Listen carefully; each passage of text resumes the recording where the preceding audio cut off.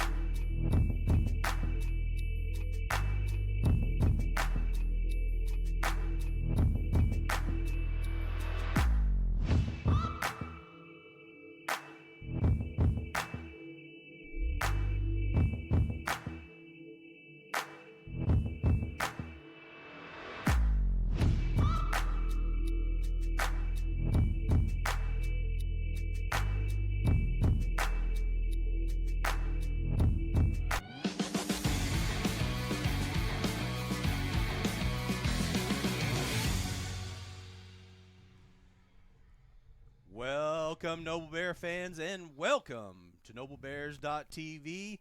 You have joined us live at Altus Bulldog Stadium. That's Hightower Stadium, also a.k.a. The Rock. And this is where we're at tonight, and we will be broadcasting live as the Noble Bears come into town to take on the Altus Bulldogs, the home team, the Altus Bulldogs, dressed in all blue. My name is Matt Lorenz. I'll be the play-by-play host tonight, and so glad to be here on this perfect Friday night. And joined right here to my left side is Coach Shane Fisher. Hey, Shane, what's Matt, going how you on, doing, man? Good What's to see you. happening? Another Friday night that never can get here too quick. So, Yeah. but man, this is one of my favorite places to come. Everything, Yeah. this rock wall, the air base back to the east. It's just a cool setting out here, man. We got a really nice setup, and then got another matchup here. We got to kind of ride some of this momentum that we've had, but really excited for our boys to kind of get back out there, see what they can do. Maybe put a couple, 2 or 3 together here in this next couple. Into the season, obviously, but great opportunity tonight and ready to roll, man. Yeah, it's going to be a fantastic night, and I'm just going to piggyback what you said. I just love this place. This broadcast presented by Squirtle and its partner schools is not to be reproduced or retransmitted. A little bit of Guthrie, doesn't it? Yeah, in a way? yes. I mean, great call. Yep. Yeah. Hey, down on the sideline tonight, guess what, folks? We got a new guest down there, Stephen Carey. Welcome to the broadcast. Appreciate you being here. Hey, thanks, guys. I don't know if y'all want me back or not after been down here the last couple times. So, well, you must have done a good enough job to be welcome back. So, hey, glad you're here. Thank you. it's a beautiful night down here. I mean, little windy, but it's great weather. So, yeah, I think the weather's supposed to be about 82 at kickoff and then drop down to about 72 by about halftime. So It ought to be just perfect. If that wind dies down, that might help our passing game a little bit. What do you think, Stephen? yeah, it'd be perfect. It looks like it's kind of blowing out of the south to the north. So, just depending on which side of the field we're going on. Excellent. Well, we're also joined down right beside you, Randy Kersey. Thank you again, Randy, for being part of the NobleBears.tv football program. Appreciate you, man. Hey, well, thank you. We're down here, kind of tight sidelines tonight. This field looks like it's probably a vintage New Deal field, right? From the Yeah, no doubt. But it's cool. It's a cool city. Not a lot of sideline room. Well, you be careful down there looking at the stats. We don't want you to get rolled up. Well, right. I may Head on a swivel. Yeah, I may get a chop block on me if I'm trying to figure out what yard line we're on. You tell Ricky Bobby to be safe down there too. You gotta protect each other, all right? Yeah, you no guys be kidding. careful, man. Yeah, I'm over here kind of among the band when they get started. I'm going to try not to get shoved out and get into the formation, but Grab you one of those flags. I don't have I'll look for a flag or something. Or I guess I got a microphone. I guess I can sing. Could be the baton twirler. Okay, there you go. There you go. Hey, folks, we thank you so much for joining us. We are 115 miles away from home, and, it was a good 2-hour drive all the way up here. Yeah. Right into the teeth of the wind. Oh, man, we were Wind was getting blown brutal. around. We had the big, giant school bus Suburban, and it was like – we had both lanes, in other words. David was driving good. Well, listen, we'll be right back. And when we come back, though, we're going to go right into Saul's Corner, hear from our superintendent, Mr. Frank Solomon. So we'll be right back here at NobleBears.tv. Security needs to be at the top of the list when it comes to your family, home, and lifestyle. We offer advanced systems that provide a secure connection to dedicated professionals who can dispatch first responders at a moment's notice. Your system will feature an easy-to-use touchscreen that intuitively makes operating your system as simple as one touch. It's state-of-the-art security that fits into your lifestyle and your life. Give us a call today to learn more. Support your school's booster club and get your business in front of thousands of potential customers. Talk about a win-win. Advertising packages start on this streaming station for less than $10 a game. Call 405-726-0835 or email adam@squirtle.com right now for more information. Oklahoma Career Tech's been serving up skills to doers just like you for over 100 years. But this ain't your great Grammys and Pop Tech school. Oklahoma's favorite place to learn new skills keeps learning new tricks. Everyone knows the best way to learn is to do it yourself. Sir, you okay? Because you shouldn't have to wait to do what you love. Whatever you choose to do you. Oklahoma Career Tech.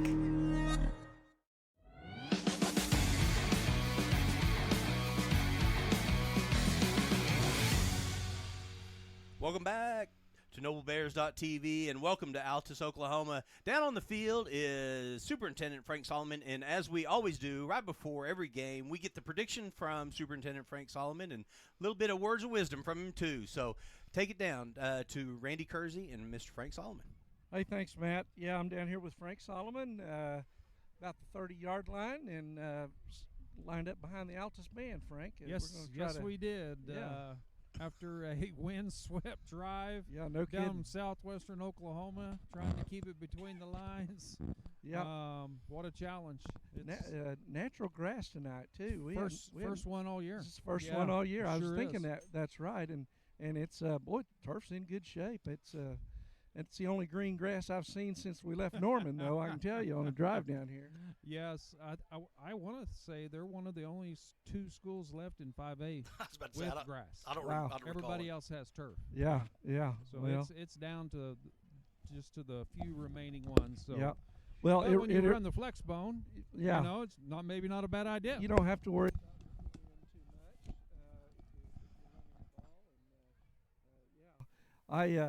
This reminds me, and of course, for the last many years on marking fields, they've painted them. But I remember playing in your hometown when I was in the 7th grade, and they chalked everything. And you guys had black chalk and red chalk and white chalk, and I never did get the chalk out of my mouthpiece after that game. That's part of that Panther I've always held that right against there. you, Frank. So I've always held that against you. That's okay. I remember playing at your home field too, in the wet, muddy. Yeah. It seemed like we always played Noble 9 or 10 in high school. Well, we did that on purpose because we were all slow. So anyway, well, hey Frank, tell us a little bit coming into Thanksgiving, kind of backside of the first semester here. Yes. So we just finished week 10 of the first semester. This week was our at the high school in particular our first testing week of the year, where we did junior ACT,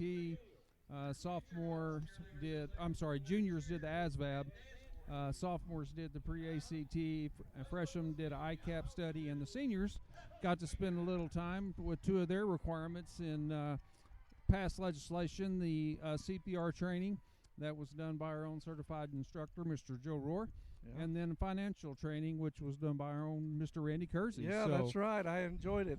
Great bunch of kids, very attentive, and I really enjoyed that. I hope they got something out of it. Well, I truly think, as a person that is interested in those type of things, speaking to a person that has been in the industry and knows it's far better than reading a book or a magazine or whatever, but you were able to deliver some practical words that hopefully they did take to heart and they'll use for the rest of their life. Yep.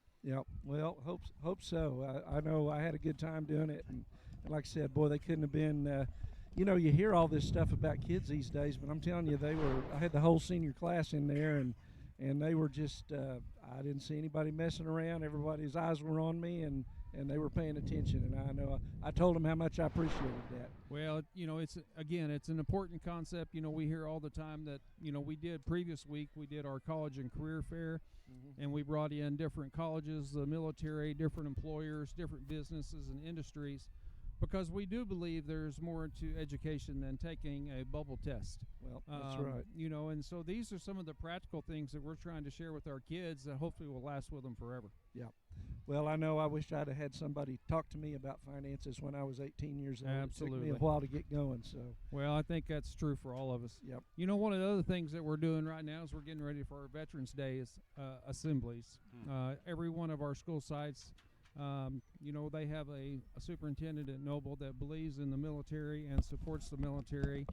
And the last 2 years we've had to do virtual assemblies because of the COVID effect. So we're looking forward to getting back in person this year. We're hearing from a lot of our veterans that they still may not come just because there's some, when you get aged, you're still a little bit worried about, those effects. But we're still going to try to get them all done in person. So, that's one of the things that's on our radar right now is getting ready for those. Noble School's always done a great job on Veterans Day. I've been a part of a couple of those things in the past as well. So, great. Well, one more go ahead. thing. Yeah, one more thing that's on my mind right now is our cross country teams, regionals tomorrow. Okay. Our girls run at 10 o'clock, and then our boys run at 10:45.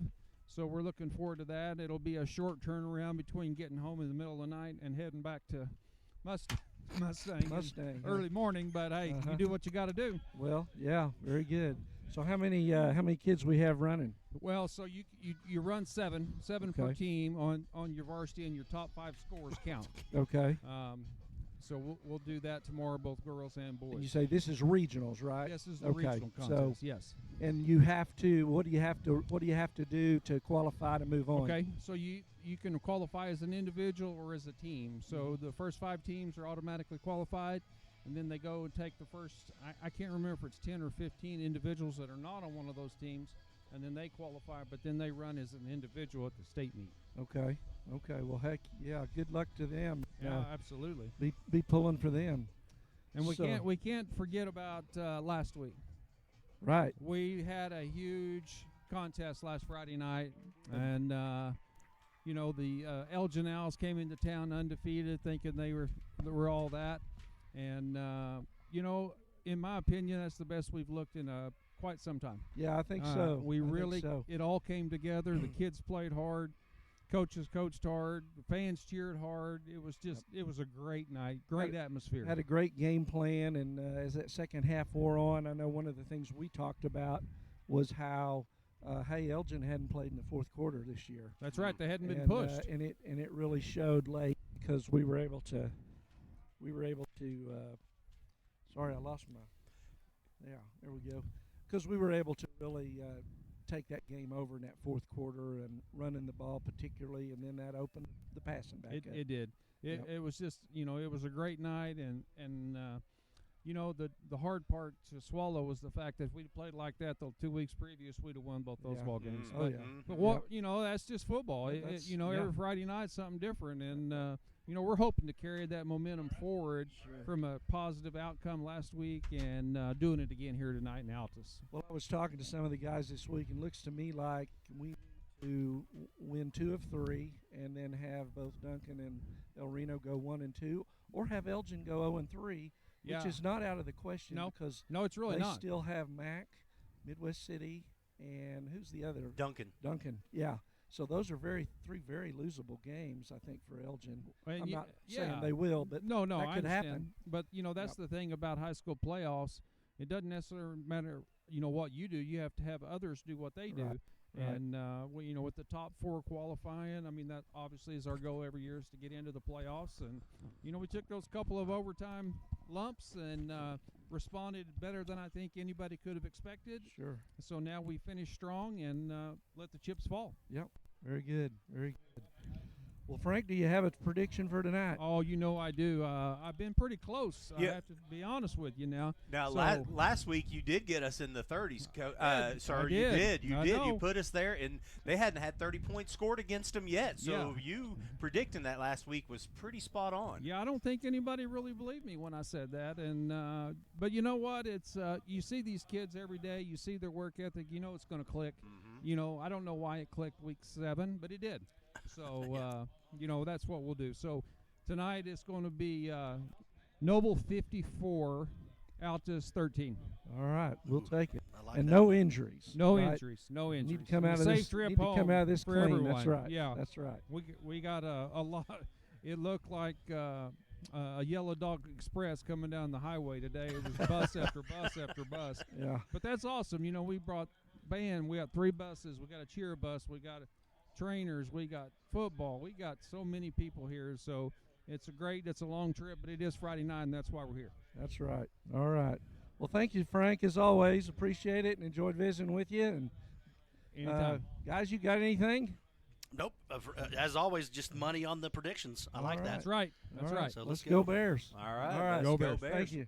Okay, well, hey, folks, thank you so much again for joining NobleBears.tv. We're going to take a quick break, and we will be right back. Now, when we come back, it's going to be with Coach Shane Fisher, and he's going to tell us what are the keys to the game. How are we going to pull out a victory? What are the things that we're going to need to do in order to break the on-the-road dilemma that the Bears man, have the had, woes. right? Yeah, the woes. that Over they- right now. Oh, man, we got to change that up. All right, well, we'll be back here in a couple minutes, and thank you so much again for joining us on NobleBears.tv. Now is the time to protect your family with Pioneer Smart Wi-Fi. Internet security is becoming more of a fear every day. Protect your family against malware, viruses, intrusions, cyber attacks, and more. Modern internet deserves modern security. Get the best of both worlds with Pioneer in-home Wi-Fi and the Smart Wi-Fi app. Download the Pioneer Smart Wi-Fi app today or visit gopioneer.com for more information.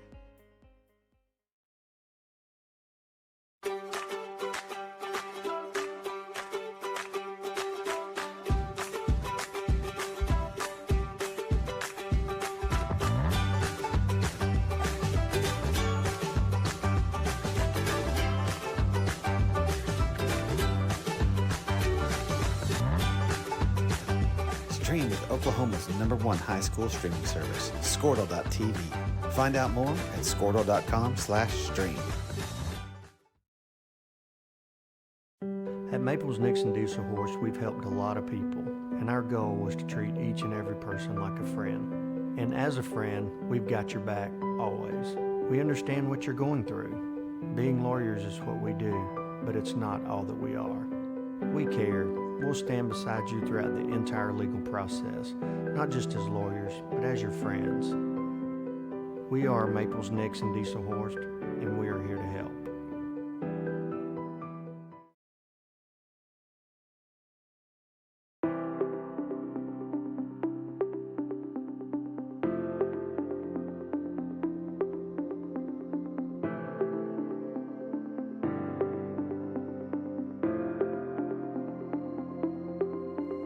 Is it time for your school or business to purchase a new phone system? Give the experts at Versatile Networks a call. In most cases, we can provide a phone system with brand new phones for less than your current monthly bill. Call us for a free quote today. Allegiant Marketing Group produces inbound lead generation for our clients through integrated traditional and digital campaigns. We continuously develop new strategies, tactics, and productive efficiencies so you can reach your target market and get a measurable return on investment. This fast-paced world demands for your products and services to be presented at the moment your buyers need them. Targeted and innovative marketing creates your success. Call AMG today, your marketing partner. Dr. Matt Dieselhorst at Dieselhorst Sports.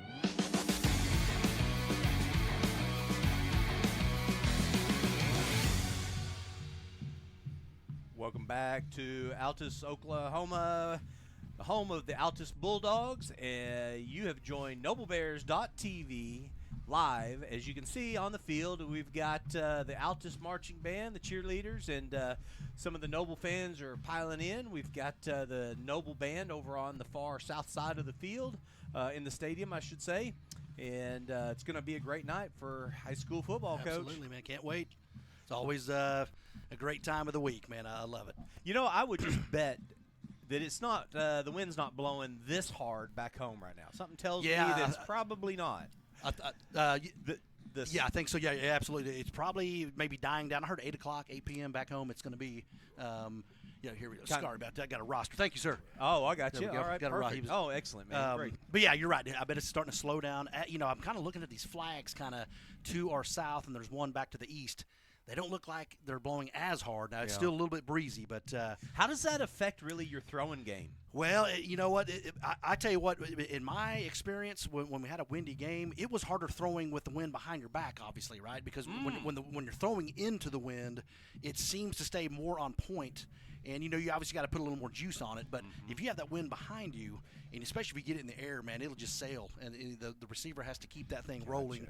But I always found it harder to throw with the wind behind my back. That sounds dumb. No, it's very interesting, But I always liked throwing into a little bit of a breeze myself. Yeah. I bet you if you probably polled most of the people back home, they would think it'd be better at your back, I mean, if you're thinking about playing golf or any other sport, you're like, I love the wind in my back. Yeah. Well, like a deep ball, obviously. Yeah, but, like the touch passes. Yeah. Because it's hard to get that touch on there with that extra wind behind it. Yeah. It's hard, man. Yeah. So having to adjust to it when it blows and that sort of thing. Because, here in Oklahoma, it's not maybe a constant wind. You'll get this huge giant gust of 20 miles an hour, and then it just calms down for a second. You know what I'm saying? So, wow. Well, other than that, tell us a little bit more what you think the keys to the game will be. Yeah, no problem. So, we talk about in sports, you talk about like pro baseball, pro football, or any golf, actually, and you talk about momentum. And when things get on a momentum trail, it starts working out, right? Things start happening really well. So I think right now we just got to ride the momentum train. After that week we had against Elgin, how we played, and, the defensively especially, keeping them to 21 points or 22 points. No, it was 21. I mean, that was a fantastic effort. So I just think we just got to ride that and just keep that going. Don't relax, dude. We cannot relax because, 5A1, these teams can beat anyone at any given point. So we've seen it, haven't we? Yeah, we've absolutely. seen 1 week where they've lost a game, and then the next week, bam, they turn right back around. Yeah. Lose one. And it's amazing how that can happen in high school football. That's why you strap it up, though. That's why you play the game, because you just never know. Yeah, just don't relax, man, and just get that throttle full down to the floorboard right there. Just keep it going. So ride that momentum big time, and then we just got to have discipline on defense, Randy, because tonight we're seeing that wing tee once again. Piedmont ran, and that crisscross. There's a lot of pre-snap motion. So it's just kind of hard to defend that. So we really got to be disciplined on the defensive side. Okay. So, so I think those are the two main keys for this ball game this evening. Well, I got to agree with you, and then that momentum on defense would be really nice. Being able to hold Elgin to the points that we did. Hopefully we can do the same right here. So, right now what they're doing here on the field, and tonight is pink out night, so you'll see a lot of pink, and this, of course, is for cancer awareness, and the reason why everyone wears pink shirts and pink socks and that sort of thing. And right now the Altus Bulldogs have got their captains that are right at the 50. They're dressed in their all blue. They've got white helmets with the A on the side.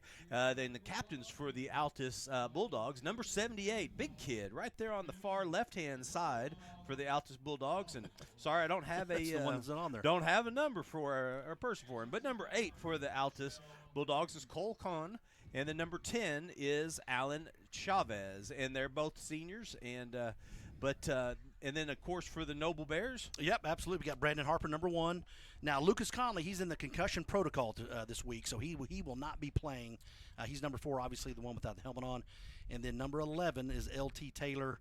And then 18 is Colin Fisher, so that'll be the captains for the Bears. I got you. Well, we'll let the camera work do the job, but I want to hold on to that concussion protocol, and there's a lot that's going on. Tua Tagovailoa, you guys have seen the play. He's coming back this week to play. Yeah. So really interesting. It's been felt from all levels of football right now. Man, and they're not going to back off that. No right? way, they're, man. Nor should they. No, they should not. And it's a major problem, and it's a big deal. So you got to protect the players. That's why we're here Friday night is to watch these kids play, and you just got their health, man, is really important. That's right, it is. Well, it looks like Richard Owens, who's the referee, he looked right over at number 18, Colin Fisher, said, "I'd like you to call it," but it looks like there's going to be a guest flipper, Coach.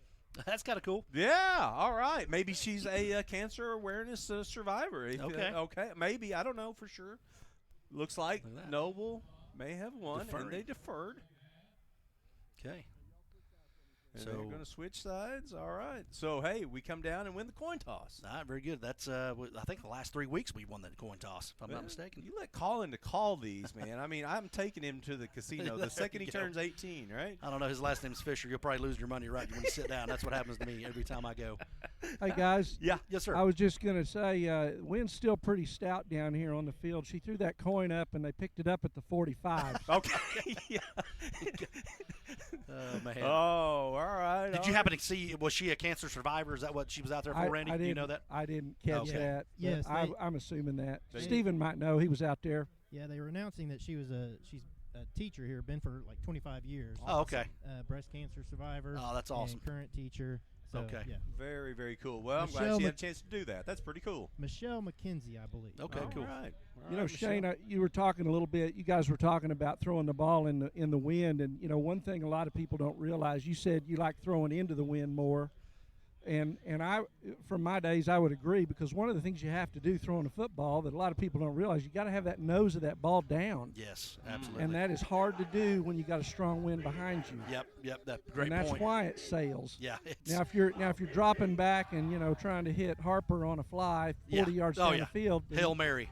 Yeah, the wind's fine, but if you're trying to drill one in there 10, 12 yards out, you got to keep the nose of the ball down, or you lose your accuracy. Yep, great point. And you know, with a lot of the the stop routes that we have, 5-yard stop routes, a lot of touch passes. Yeah, a lot of touch passes. So that could be a factor, but he's thrown the ball a lot over the years, so it shouldn't affect him too much.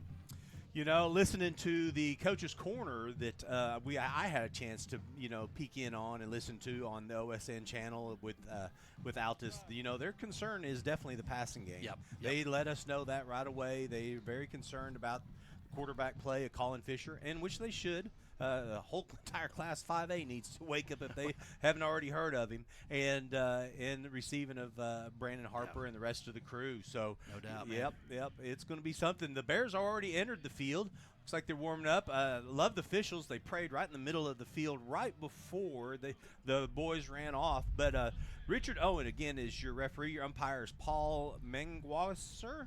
And then line judge is Keith Geigers, Craig Young, and Chris Wolf is your back judge. Nice. Okay. So, all right. So those are the officials that are out on the field tonight. good. And I've seen Richard Owen, the white hat. I've seen him a bunch over the years. He does going to be a good one. Hey, real quick, kind of going back to what you were talking about with Altus's pregame show. They also were talking about the youth they have. They have a lot of freshmen and sophomore kids that are playing. Gotcha. And they're kind of in a rebuild mode because we've talked about it when we came here last time.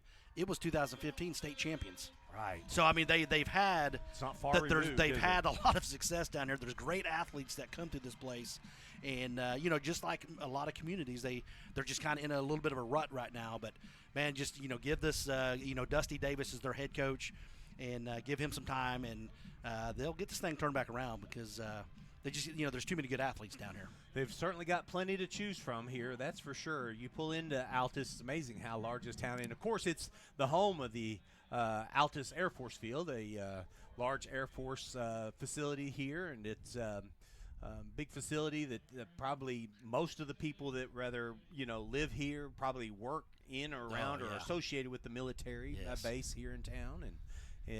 But it's always got they've always seemed to have plenty of kids that suit out and play and lots to choose from. So unfortunately, I guess a lot of the upperclassmen decide not to play. Now let me kind of back up though. Now this is you said his name is Dusty Davis. Yes. This is his first year to coach. Yeah, first year as head coach, but I believe he was on the staff Matter of fact, when they won the state championship, I believe he was the OC. I got you. Okay. So this is kind of his second tenure because he did take a little time away, and now he's back. Well, you remember Coach Kokenhauer was Oh, absolutely, here, yeah. Remember? So, yeah, man. Now, he was here for 2 years, am I right? During the pandemic years and stuff? Yeah, yeah. Kind of a rough transition there as well. Well, I mean, here you are, a school that has consistently ran the ball.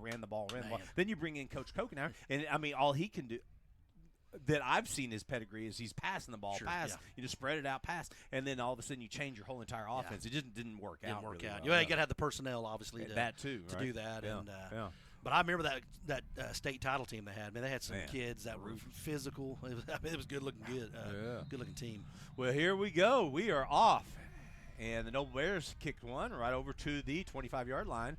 Number 13 for the Altus Bulldogs sticks his head in there and takes off down the middle. And that number 13 is Brody Rogers, sophomore. Yep, so we just kind of kicked it right about the 25. So good job by Rogers of corralling that ball and found his way up the middle. So once again, this has been pretty typical starting position for our defense, right? I mean, to have to match up against the because, gosh, I think Elgin had the ball numerous times here, and I know the previous weeks as well. 35, 40-yard line. Yeah, that's usually where they start at. And, the Noble Bears, you'll see a lot of times they'll bend, but, we say it. You don't want to break. That's right.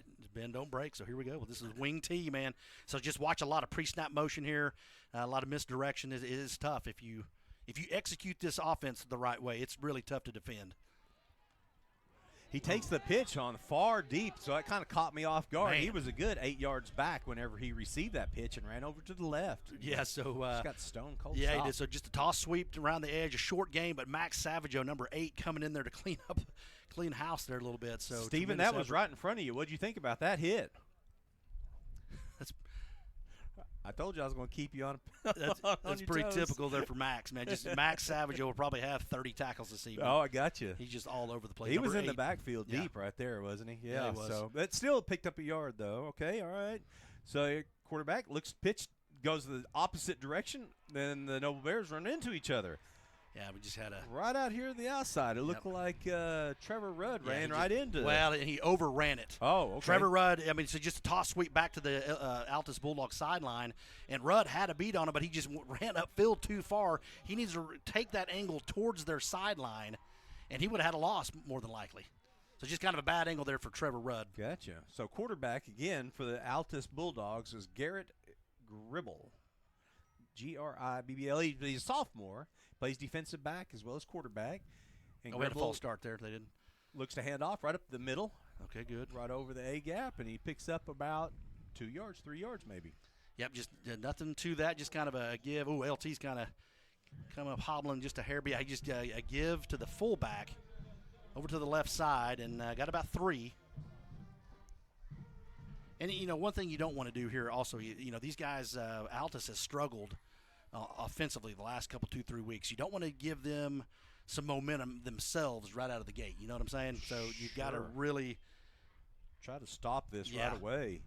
Kelby Bates, number 33, is your fullback, and a big kid, but they decide to pitch outside number 22. Trevor Rudd is right there for the tackle, and the pitch to number 22 is Trent Carman, again sophomore. He tries over on the right side, but man, we were right there. Guys, we talk about the ends keeping their outside arm free. Mm-hmm. It's kind of the same concept here for our safeties that are crashing the line. Don't let anyone get outside of you. It's okay to get in your right arm, but don't let them get on your outside arm. Gotcha. Does that make sense? Yeah, no, totally. And that's happened twice there, and we got lucky on that one. Well, he grabbed hold of that jersey and then just kind of pulled him his way. Didn't look like he let him go. He grabbed hold of the arm of the jersey and then just kind of yanked him down. So Gribble looks to go to the left. He pitches to the left. He's got a speedy running back over on the left-hand side and makes a move. Looks like a Bulldog first down, number 2. Yeah, just a toss sweep out there again. And again, we did it again. We're flying upfield.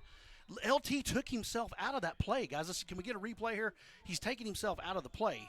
And all the defenders doing is just turning him back inside here. So here. So here comes LT right there. Boom. You see he flies upfield. And Instead of going to the outside. Go to the outside. Gotcha. Keep your outside arm free. Gotcha. And you'll make that play. Well, Colton Gillespie, number 2, took advantage of that as the pitch goes to the left, and he cuts it upfield for a large gain. That's going to be enough for, again, the Altus Bulldog first down, and it's going to be right at about the 20-yard line, and they pitch back and look good. That much better. Right there, Kirby made him go back inside that time of that toss sweep. Okay. And just a no gain there, right on. So it'll be 2nd and 10 here. Yeah, with 8:20. So good job there, Logan. The first quarter. Sorry about that. No, Kirby okay. did a nice job of forcing him back into the line there. So that was a nice play. You know, the Noble Bears just really not respecting any kind of pass game right now, Coach. You're right. And, they're kind of going into the wind. They haven't thrown the ball a lot. Okay. But, you got to be aware of that because Gribble and Gillespie both say that's going to go on the Bears, and it is encroachment. And the official says, well, we're going to give them 5 more yards, and so that's going to bring up 2nd and 5. 2nd and 6? No, yep. 2nd and 5, okay. Pre-snap penalties. All right. Just get you out of a rhythm there. That was a pretty hard count. Yep. I almost jumped from up here whenever he said. He said, got to keep your eye on the ball. You're sitting right on top of it. Just watch the ball. When it moves, you move. Trying to get a jump start on it. All right, 7:35 left in the first quarter. Hand off right up the center down the A-gap, and it's just stopped right away. Nice job there. You got 3 guys, Mason Crawford and number 8, Max Savageau, and then on the edge there, 33, Seth Scruggs. Yeah, Seth. Able to kind of triangle him and pull him down for a loss. Lost about 2 yards, so nice play there. Brings up a 3rd down. Yeah, this is the other thing. As much as they run this ball and they keep it inbounds, man, the clock, that's one of their things is to keep the ball out of our offense's hands, correct? So, and they're doing a nice job of that. It's already 5 minutes into this thing. And they just wind that clock down to 10, 9 seconds left, and then they snap it. Looks like there's going to be a pitch to the outside. Gillespie gets all the way out there, and it looks like he's going to have enough for a that's going to be a Bulldog first down. I mean, you got to give credit to Altus. The kid out there on the one-on-one block with LT, he's doing a tremendous job of just sealing him off, and Gillespie's able to get around the edge there. And, they're just taking it down the field here, man. It's just nothing to it. Now, they can pick up another first down. They've got to get inside the 1-yard line. Is that about right, Steven, about the 1? Yes, and our ends are doing a good job of getting the quarterback to get rid of the ball quick, early. I think it's the safeties that are crashing into the line that are taking themselves out of the play there. Exactly. Yeah, whoever's assigned for the pitch man is not getting their assignment done, guys. Let's see what happens. There's the end again. There we go. Crashed. It comes over to the right. I think we've got it figured out over on the right-hand side, Steven. Great job. Okay, now Trevor Rudd did a tremendous job that time. He was able to make him go back inside, and then Andrew Holmes, number 40, cleaned him up there. Okay. So there you go. Great like discipline.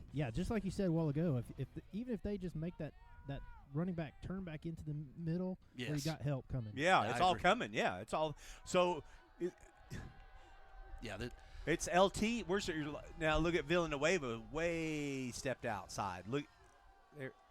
All right, here we go. I got to feel like it's coming left again, because there's their success, and they ran it right up the middle, right up the A-gap, and that's going to be enough for a Altus Bulldog touchdown. That'd be the first touchdown in about a month's time frame for the Altus Bulldogs. So I know they were definitely needing that one, and the home crowd really likes the way that the Altus Bulldogs have come out during Pink Night tonight, scoring right away on the opening drive. Just literally drove it down the field. Yep, just took off a ton of time. Took off a ton of time, and just some discipline issues there, and that's what's going to happen. You put yourself in a bind.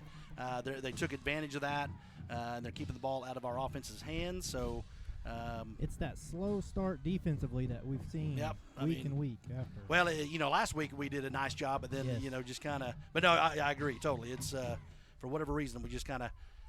I don't know why we're jumping either. It's just watch the ball be snapped and then you go. So you might as well decline that because he made it. I don't know why they'd even maybe go for 2 now though. That might be the difference. But he made it, correct? Yes, sir. Yes, it was. Yeah, I don't know why you'd want to. Through it. I'd probably just decline this, don't you think? Yeah. Richard Owen says, there you go. Yep, and decline. And here we go. That'll be good then. Well, then. You never want to take points off the board, right? Well, why? They just decline it. They're just going to re-kick it?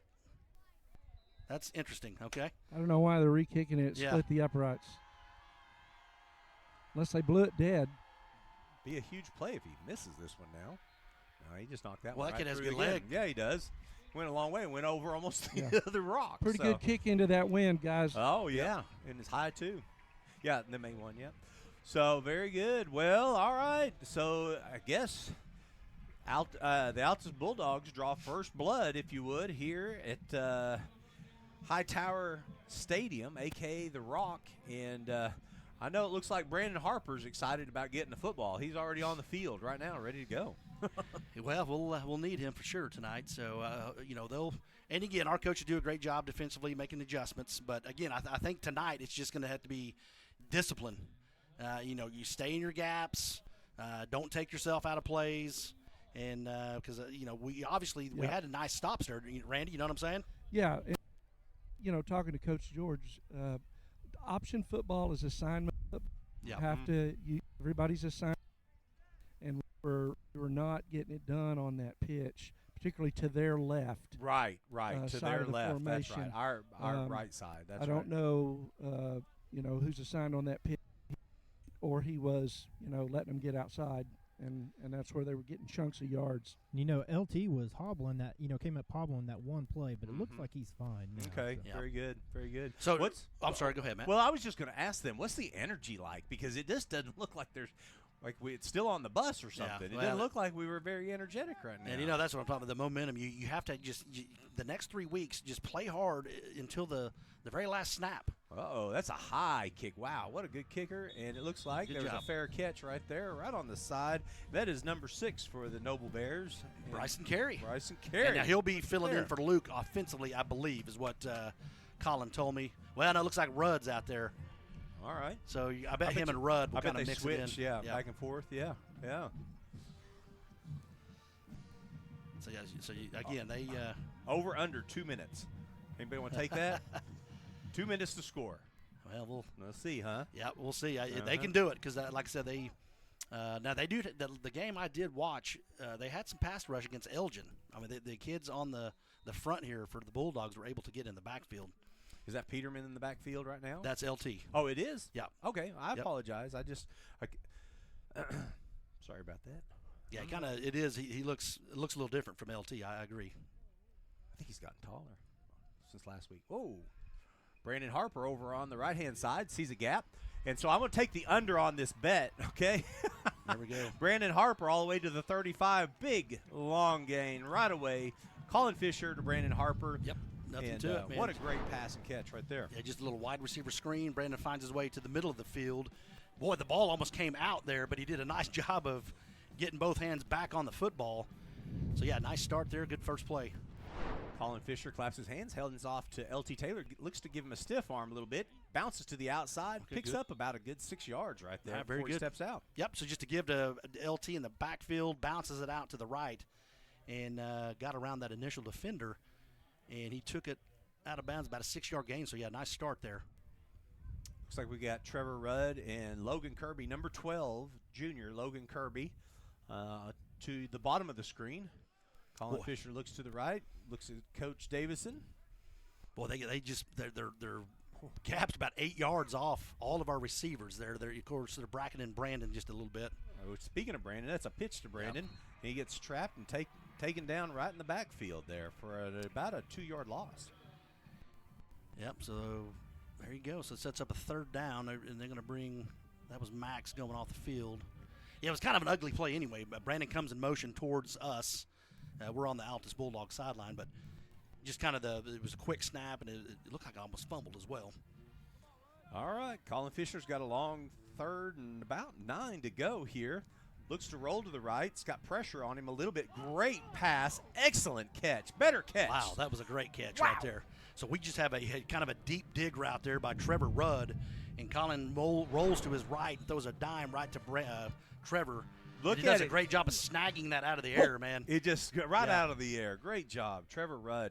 Great catch for a Noble Bear first down. Yeah, that was tremendous there, Kind of sat right in that hole. Yeah, that looked good, didn't it? Right there in front of you, Steven.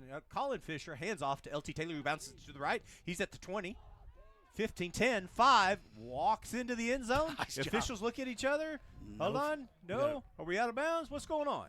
I don't see it. Oh, there it is. There it is. The hands go up in the air, and that's the first Noble Bear touchdown, Man. And I was right. That was a underneath good decision 2 there. minutes. All Man, right. Great job there, LT, kind of bouncing that out to his right here, and he just kind of found his way. He had nice patience running down that sideline, and he found that hole, got in it, and boom, got across the goal line. So Harper had a great block. To Oh, he seal it, did? too, on Oh, the edge. nice. I knew something had to happen. He kind of just walked in Yep, after he got to about maybe 8 yards or so, and he was just walking in from that point. Yeah, he and even Rudd, just those wide receivers blocking downfield, were good. Good job. Nice kick right through the uprights. That's going to tie the ball game up with 3 minutes and 36 seconds. So the Noble Bears strike right back, less than 2 minutes, and put 7 more on the board. So listen, we're going to take a break, and we'll be right back here at noblebears.tv.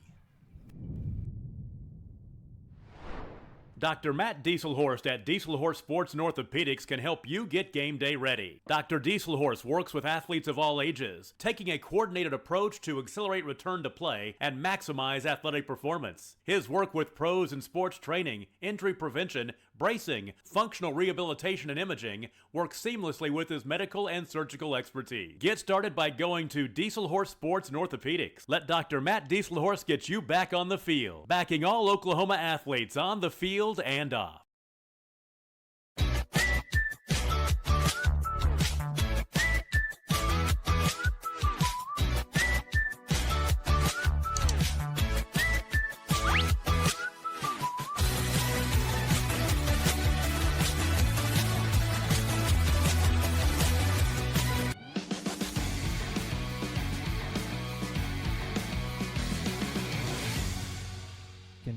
Okay, we're good. Austin who? Bond. All right, he kicks it right down the middle. Looks like it lands right at about the 9-yard line. Big hole gap over on the left-hand side. Good job right there. Number 22 for the Altus Bulldogs snatches that right at about the 9 and rolls all the way up to about the 24-yard line, and that's Wyatt Teener. Gosh, fellas, that is about 15 yards starting difference here. It was big. I mean, nice Big job, difference. Austin Bond, kicking that. It was down near the 15-yard line. So good kick there. You said it was Austin Bond. Austin Bond. Okay, 82. very good. 82. Nice He's a big kick, kid, Austin man. Bond. All right. He's a junior. Okay. All right, here we go. We got to have a stop here. Discipline right here, guys. Well, this is the time right here. Now, we already knew what I felt like we probably knew what they were going to do before we got off the bus, but now we can see it live, and all we got to do is just pin our ears back. And that gap right up the middle, and he just barrels right through it. People are trying to grab the ball. He's all the way at the 25-yard line. Sloppy the 50-yard tackling. line. Yeah, Yep. very sloppy. Guys, we've said it many, many times. Where should we hit them? If you hit them low, they will come down immediately, unless you're Chris Couts, Randy. But, I mean, good. Right. Yeah. But, I mean, that's just you don't try to strip it. We just need to make the tackle. That was the big number 33 there for the Bulldogs. That's Kelby Bates.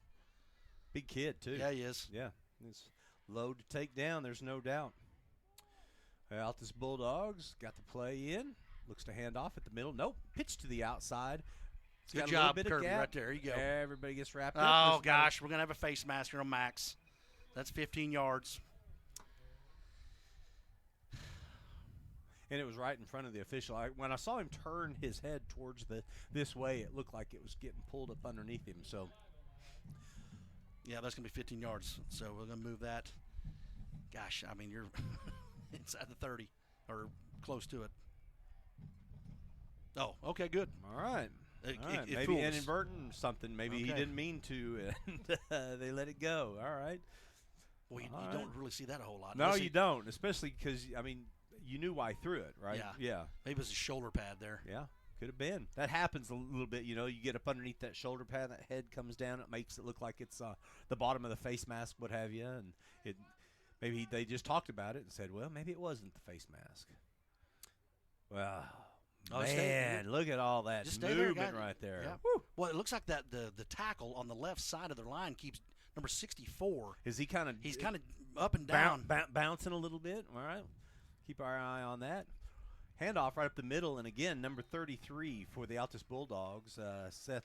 I'm sorry, I said Seth Yep. Scruggs almost because it was around the other way.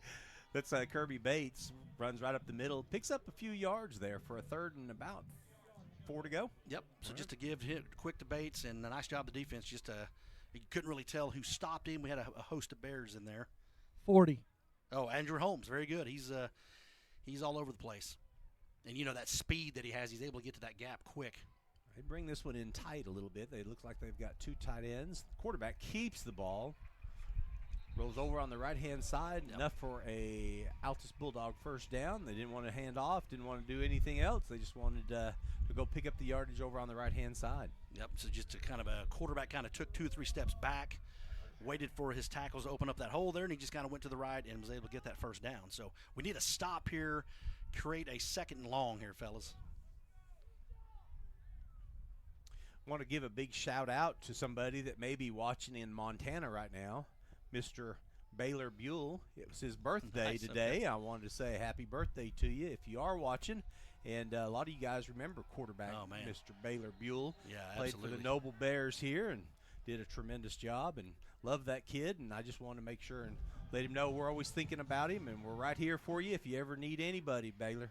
So yeah, Baylor, a great quarterback, man. His day threw for a lot of yards and really had a nice ball. Good quarterback, man. Now, I hear he's got a little brother that can throw the ball pretty good, too. Okay, yeah, Jack, he's a few years away from the high school, but, man, yeah, he might be the next big one there. Yeah. That's awesome. He's a heck of a baseball player, too. I hear just a heck of a basketball player Yeah. also. Is there anything he can't do? So if you guys are listening tonight, thank you for watching NobleBears.tv. There we and go. There Noble we Bears go. are looking for a big sack. And that's Trevor Rudd in the backfield for a nice sack. Nice job, Colin Thomas taking the pitch man, and then Rudd was assigned to number 22. That is Trent Carman. And he just did a fantastic job for a huge loss there. Good disciplined football right there, fellas. That brings up 3rd and 15 right there. That's how you draw it up, right? Yeah, yes, perfect. Now, Matt, here to your point earlier, there's going to be that's the end of the first quarter, but watch out for that pass. Yeah, that quarter, fellas, took 22 minutes. Woo! Quick. We'll be home before midnight, folks.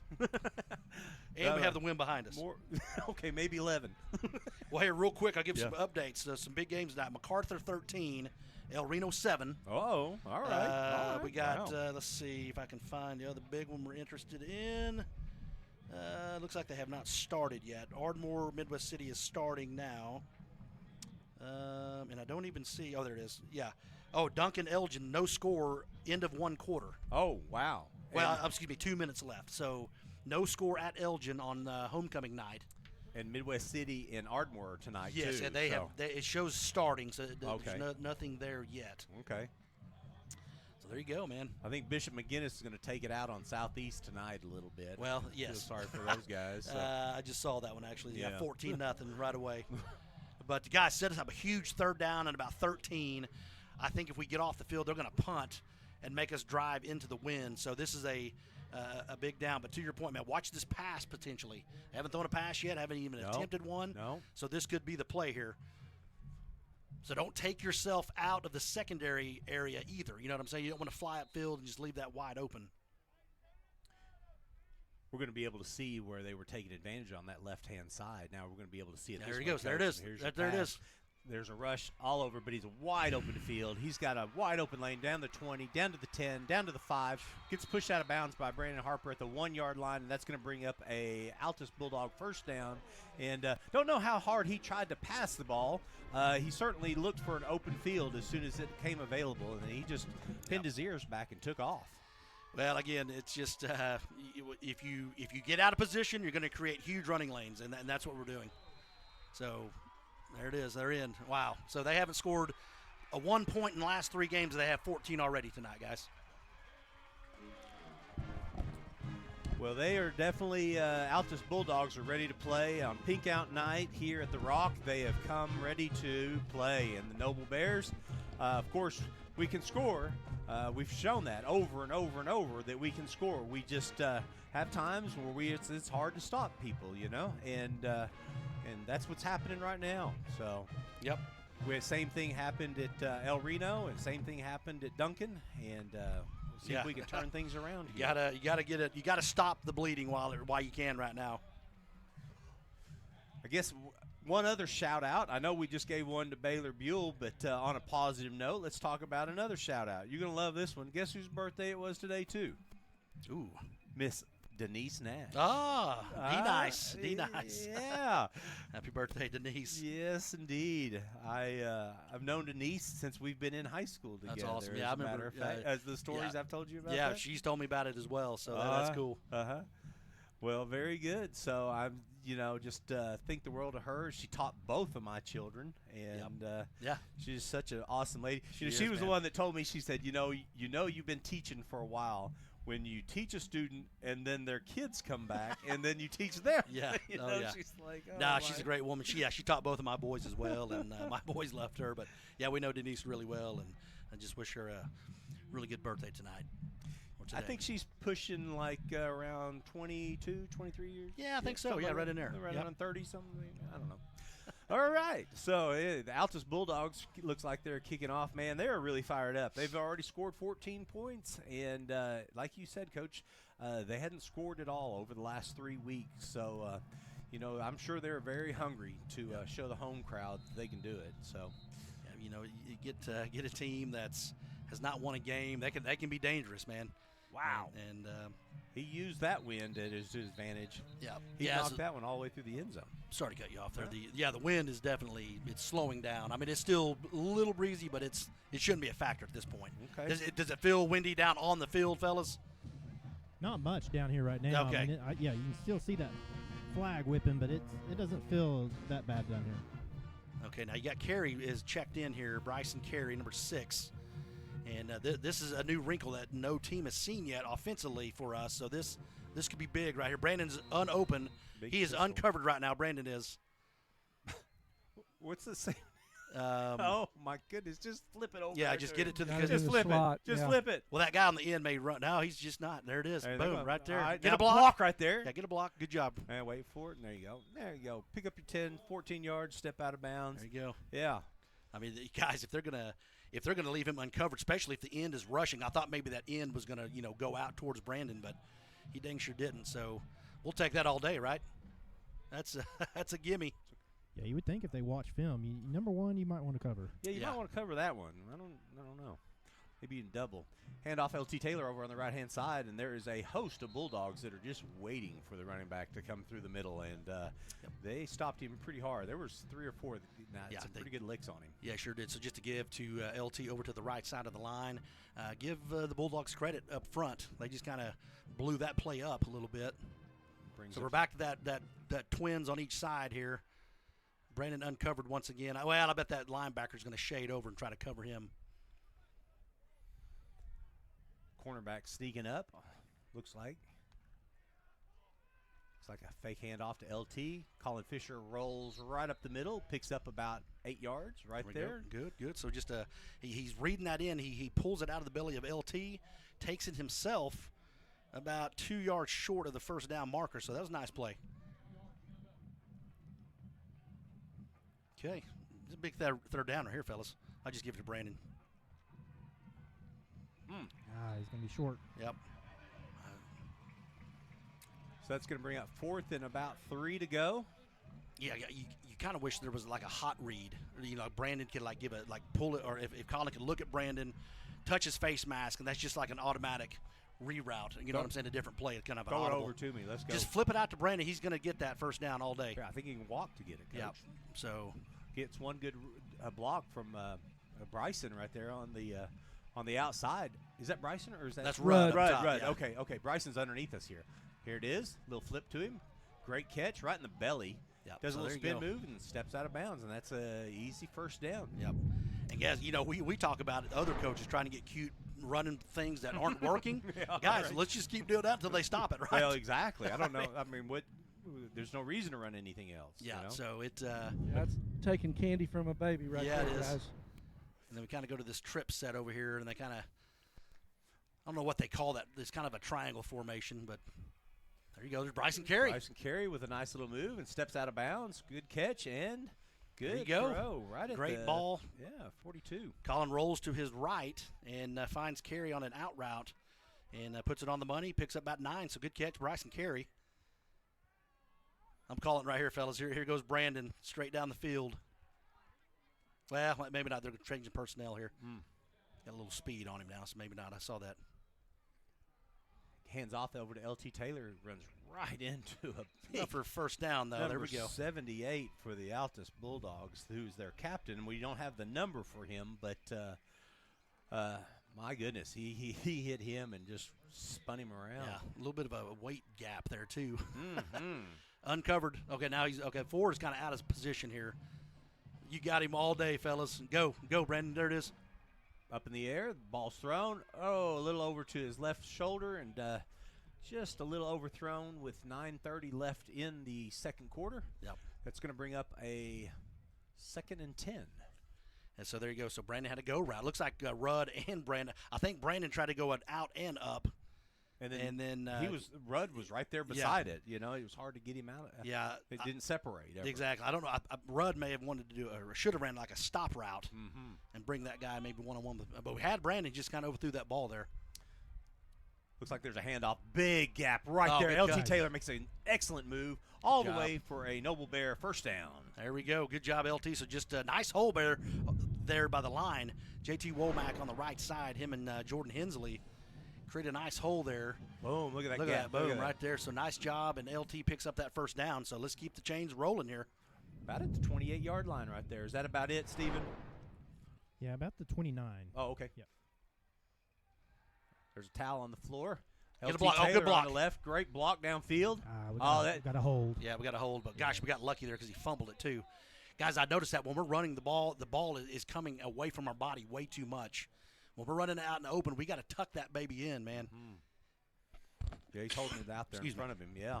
Yep. You know, the block started off good out there on the outside edge, and then it just, when he kind of spun away from him, he just held on to him a little bit too long, you know. He didn't have to because he'd already picked up the positive yardage that he needed to. You get out there on an island with one guy, though, and he beats you around the edge. You just want to, last second, let me just hold you. Oh.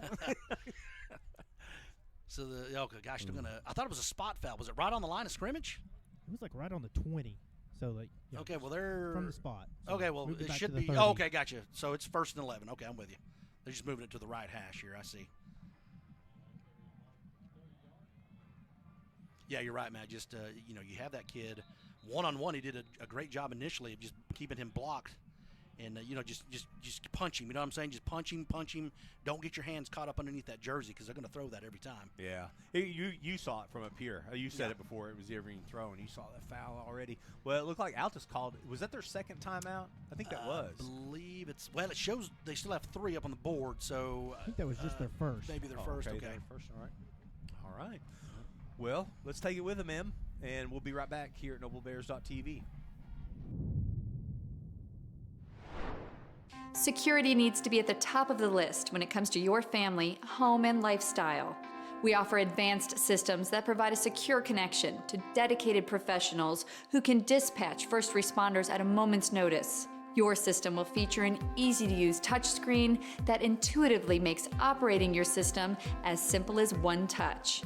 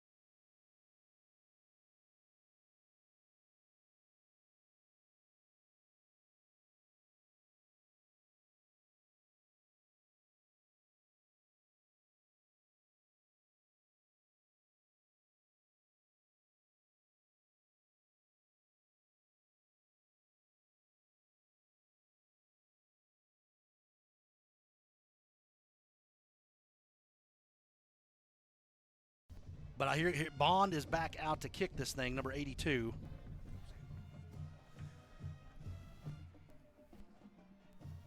We're good. All right, Noble Bears just scored. Sorry for the technical difficulties that I had. Button, okay. Well, hey, the old school button. Hey, guess what just happened, though? Yeah. Bryson Carey just scored. Well, they got to see it, right? Yeah, they got to see everything. You betcha. Yeah. Yeah, Colin Fisher to Bryson Carey on that touchdown catch. That was a really nice play there. They just missed your awesome commentary on it, though. Big boot over on the left-hand side. No fair Gets catch. it right at the 25. That's that big fullback, too. Yeah. We want to try to stay away from him. Yeah, and there you go. So kicking that ball into the wind, we kick it right to Bates. And he's able to punch it near the 40. So here you go, guys. They're going to have a nice starting position once again. And let's see if we can get a stop. We need a 3-and-out, fellas. 3-and-out. Make them punt. Get the ball back in our hands so we can go take the lead here. Missing a couple of the Noble defensive players, you can really tell that there's some open gaps that are available there. And hopefully we get them rested and get them back for next week, because Midwest City is not going to be any kind of joke at all. Going to Midwest City and everything. So it's Lucas Conley on the edge. We're missing him tonight. So that's there we go. Good. All Okay, right. not bad. So Right up the easy. middle. We had a good job. So not much there up the middle. They give to the fullback.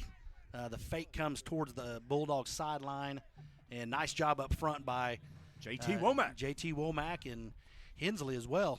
Trevor Hand in there as well. Emma's so proud of of her big brother that she just, every time he makes a tackle, she just gleams from ear to ear. And she's on the controls tonight, folks. So we thank Emma and the crew that's down on the field. They're up top. I know it's cool up top. You can see some of the flags and everything that are blowing around. It's windy up there. A little pitch to the outside. Villanueva's chasing after him. Good. There you go. Logan Kirby wraps him up, takes him down. There's a big flag, and he just there's 3 or 4 flags there. Colin Thomas. Let's look at this again. So we'll see that's this. Definitely on them then. Oh yeah, watch this. Yes. Watch this, man. This is like some unnecessary stuff right here. Look up at the top of your screen. Look at the top of your screen. Ready? Oh, he's down. I see him. He's down there, and then the officials start throwing the flag there. Now she's talking to the crackback block. Okay, very good. Yeah, not even close to the play. 15 yards. So that's going to be huge right there. So that's going to move them back. And what's the worst part about that kind of crackback block is the ball's 50 yards away from you. I mean, it's so far away. Why would you need to even do that? Yeah, and I mean, just to take somebody out. I don't. Sorry. I mean, no, I agree. Coach is on the other side of the field. Absolutely. No, I'm totally with you. And Coach Davis with Altus, he's excuse me. He's not happy with that as well, because gosh, that puts him back down near the 25. Sets up a long second down. Guys, I think on this, we just have to stay on the line of scrimmage. I wouldn't even rush, because at some point they're going to pass. We don't want to create a running lane here. Just stay on the line, make them force the issue, and make a mistake here. Did CT come out? No, he's still in there. Good. I mean, he's still such in a tough kid. And in his senior year, absolutely. Very good. All right. Discipline here. Yep, you're right. So here's the pass. There it is. Nice pass over the middle. Big hit. Oh, no wrap up. And off to the races we go. And LT Taylor looks to wrap it up. Grabs the ball. Guys. No, just misses the ball.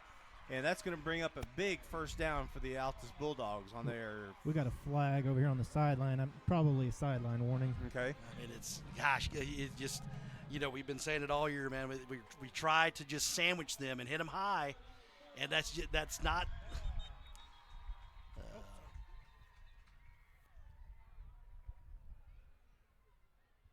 Sideline warning against Noble. Okay. 2nd down and 30, and they convert.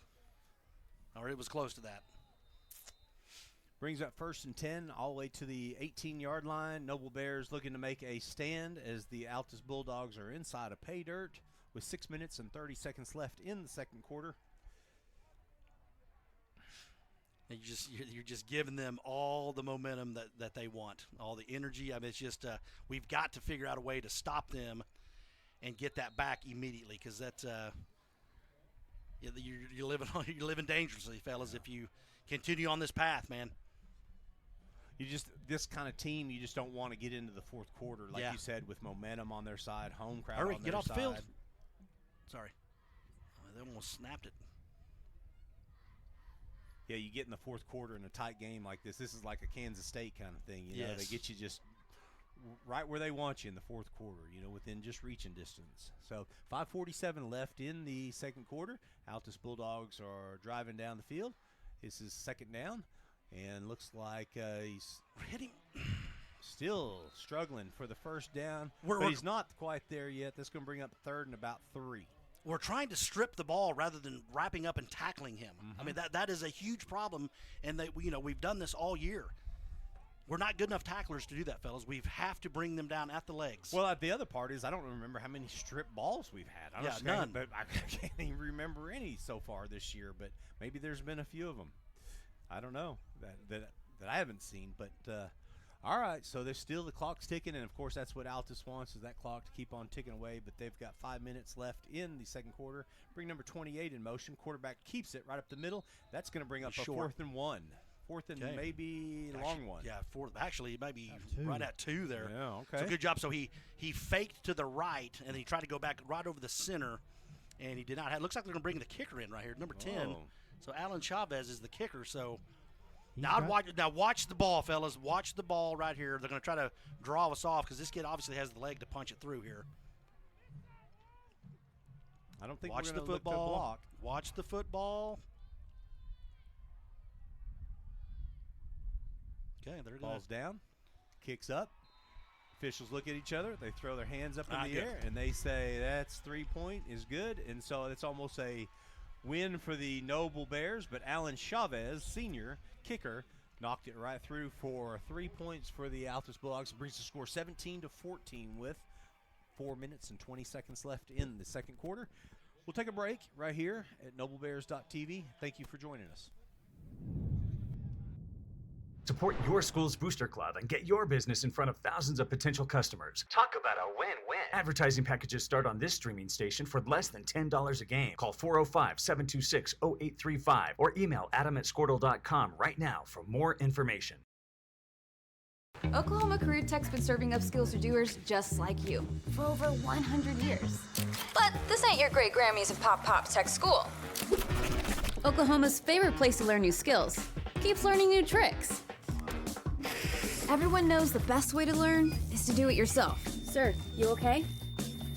Because you shouldn't have to wait to do what you love. Whatever you choose to do you. Oklahoma Career Tech.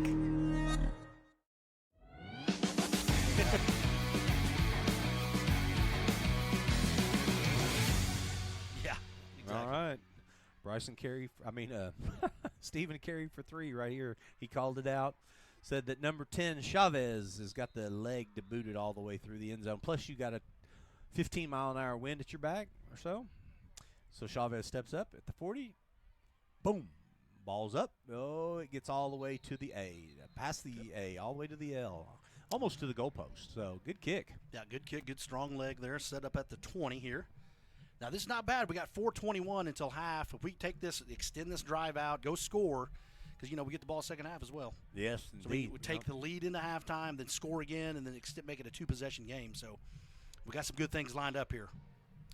Just need to tackle. Well, if we go quick here now, they're going to leave plenty of time left on the clock. So I'm guessing we're probably going to go full throttle. Yeah, well, what I would guess. And you've mentioned it many times. That's just not Coach Davidson's nature, right? Just to slow things down.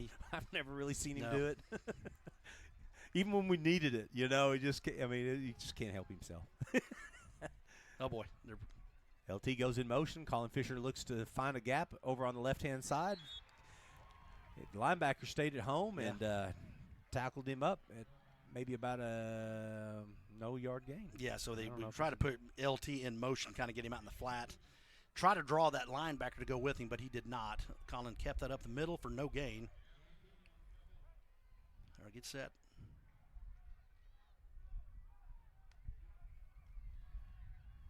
Colin runs to the left, looks to extend the play, gets about 2 yards and steps out of bounds. That's going to stop the clock with 3:46 left. He's still looking down on his left-hand side, seeing if there's anything open down there. Yep. And anytime he can release it, I'm sure he will. But he extended it, moved it forward, and that's going to bring up 3rd and long, 3rd and at least a good 8. Yep. So a big 3rd down here for especially the Bulldogs, man. Oh, we went the wrong way. But there's a screen pass to LT that's just wide open. Get a block, cut back. Oh, my gosh. Here it is. Now he turns on the Jets. He's at the 50. He's all the way at the 40. Yeah, and there's nobody going to catch LT Taylor. Oh, there's a flag right there by Logan Kirby, right at his feet. Right at number 12's feet. Right there at the 45-yard line. He got it tangled up with a defender right here, and it was just the two of them together. Let's see if on replay we can see. Now, see, he's at the bottom of the screen, right over the Noble, and then kind of lose it right there, and that's where it's happening right now. And it's so far out of the play. Yeah, you can't even see it. I mean, you can't even see them. Guys, I think it's going to be – I think if it's a holding call, it's probably on Logan Kirby. But we were down here. Mr. Solomon confirmed my view that their guy tackled our guy on that. Well, the good news ridiculous. is we're still going to get the first down, though. Yeah, yeah. So. Yeah, it happened so far downfield. So, I mean, great design, great play. I mean, Altus pinned their ears back, and there were 7 of them in Collins' face. And, there was nobody over there where LT and the rest of the line were. He was like catching – what's he say whenever he catches it? Man, he's like, go or something. Where's the defense? There was nobody there. So there you go. Good play. Get us kind of out towards midfield. Oh, it's funny whenever you see the running back outrun the blockers, though, as he did in that one. He didn't even give him time to get to those blockers there. LT Taylor over on the left-hand side picks up another few yards for a Noble Bear 2nd down and about 8 to go. Yep, so a give to LT, kind of goes to the left side of our line right over Mason Crawford. Picks up short gain. LT has to get to that hole and go. He's kind of, when he gets to the hole, he's kind of letting up. You remember how last week he hit those holes quick, fast, in a hurry. Brandon Harper over on the left, little swing pass, makes a move, makes somebody miss, jumps a Noble Bear who's laying on the ground and steps out of bounds. He hurdled Rudd. He hurdled Rudd. So there's the little out route to Brandon. Put the ball in his hands, and then he's going to make some things happen. And we just got the replay of Trevor Rudd blocking downfield. Now that's the way you block. You know what I'm saying, Emma? You block and hold on to that, but you don't hold the defender. You've already got your receiver already picking up a first down there. Colin Fisher looks to hand off. No, he fakes the handoff. Steps over on the left. Got a great block by Brandon Harper on the left-hand side. That releases him all the way to the end zone. There is no way on that one. Now, who in the world would they be calling that on? Rudd just laid out his block on the ground, and they're calling him a hold on it. Brandon Harper laid out a guy, too. We'll see the replay on this really quick, and then you can see for yourselves. Now, they're saying it's holding on somebody, so I'm not sure who they may have got that on. Rudd. He leveled his block, but on the ground, and they're calling hold on it. Well, okay. Well, here we go. So we literally probably have 300 yards of offense in this one drive, right? We've gone 80, move it back. We've gone 40, move it back. So there's a lot of yards in this one drive here. Absolutely. All right. Oh, boy. Something. So he don't like something over there. False start. Okay. Yeah. Yeah, Rudd flinched. Okay. And let's not let this thing get out of hand. This is 1st and 15, and we had the momentum going on this drive. 2 minutes and 30 seconds left in the first quarter, and Altus Bulldogs are up by 3, but Noble Bears are knocking on the door. Had multiple plays where they've scored and been called back. So see if they continue. LT Taylor goes to Colin Fisher's right. He brings him all the way to the line, puts him in the slot, so he's got trips right, but he looks left, looks deep down to Brandon Harper, who's at the 5. Steps in the end zone. Touchdown, Noble Bears. So you just kind of a go route. Oh, man. That's going to be after the – well, because they didn't call a roughing the passer there. Colin throws the ball and got lit up, and I think that's going to be unsportsmanlike conduct on our coaching staff. And that's exactly. But this will be enforced after the touchdown. Well, you just got to protect him. I mean, he's already thrown the ball, and then he gets leveled. Good night. He's already thrown the ball downfield. Yep. So the kick will stand, or the score will stand, but we're going to be kicking it deep into our territory now. They're going to have great field position once again. 25-yard line. Golly. We're going to be kicking that from the 20-yard line, Matt. So into a stiff wind, so we're barely going to get that past midfield.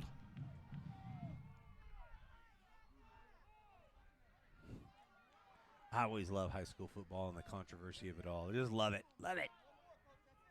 I got Taden Swoops in there kicking this extra point. Well, Coach George better be careful. You can hear the ref telling him no more.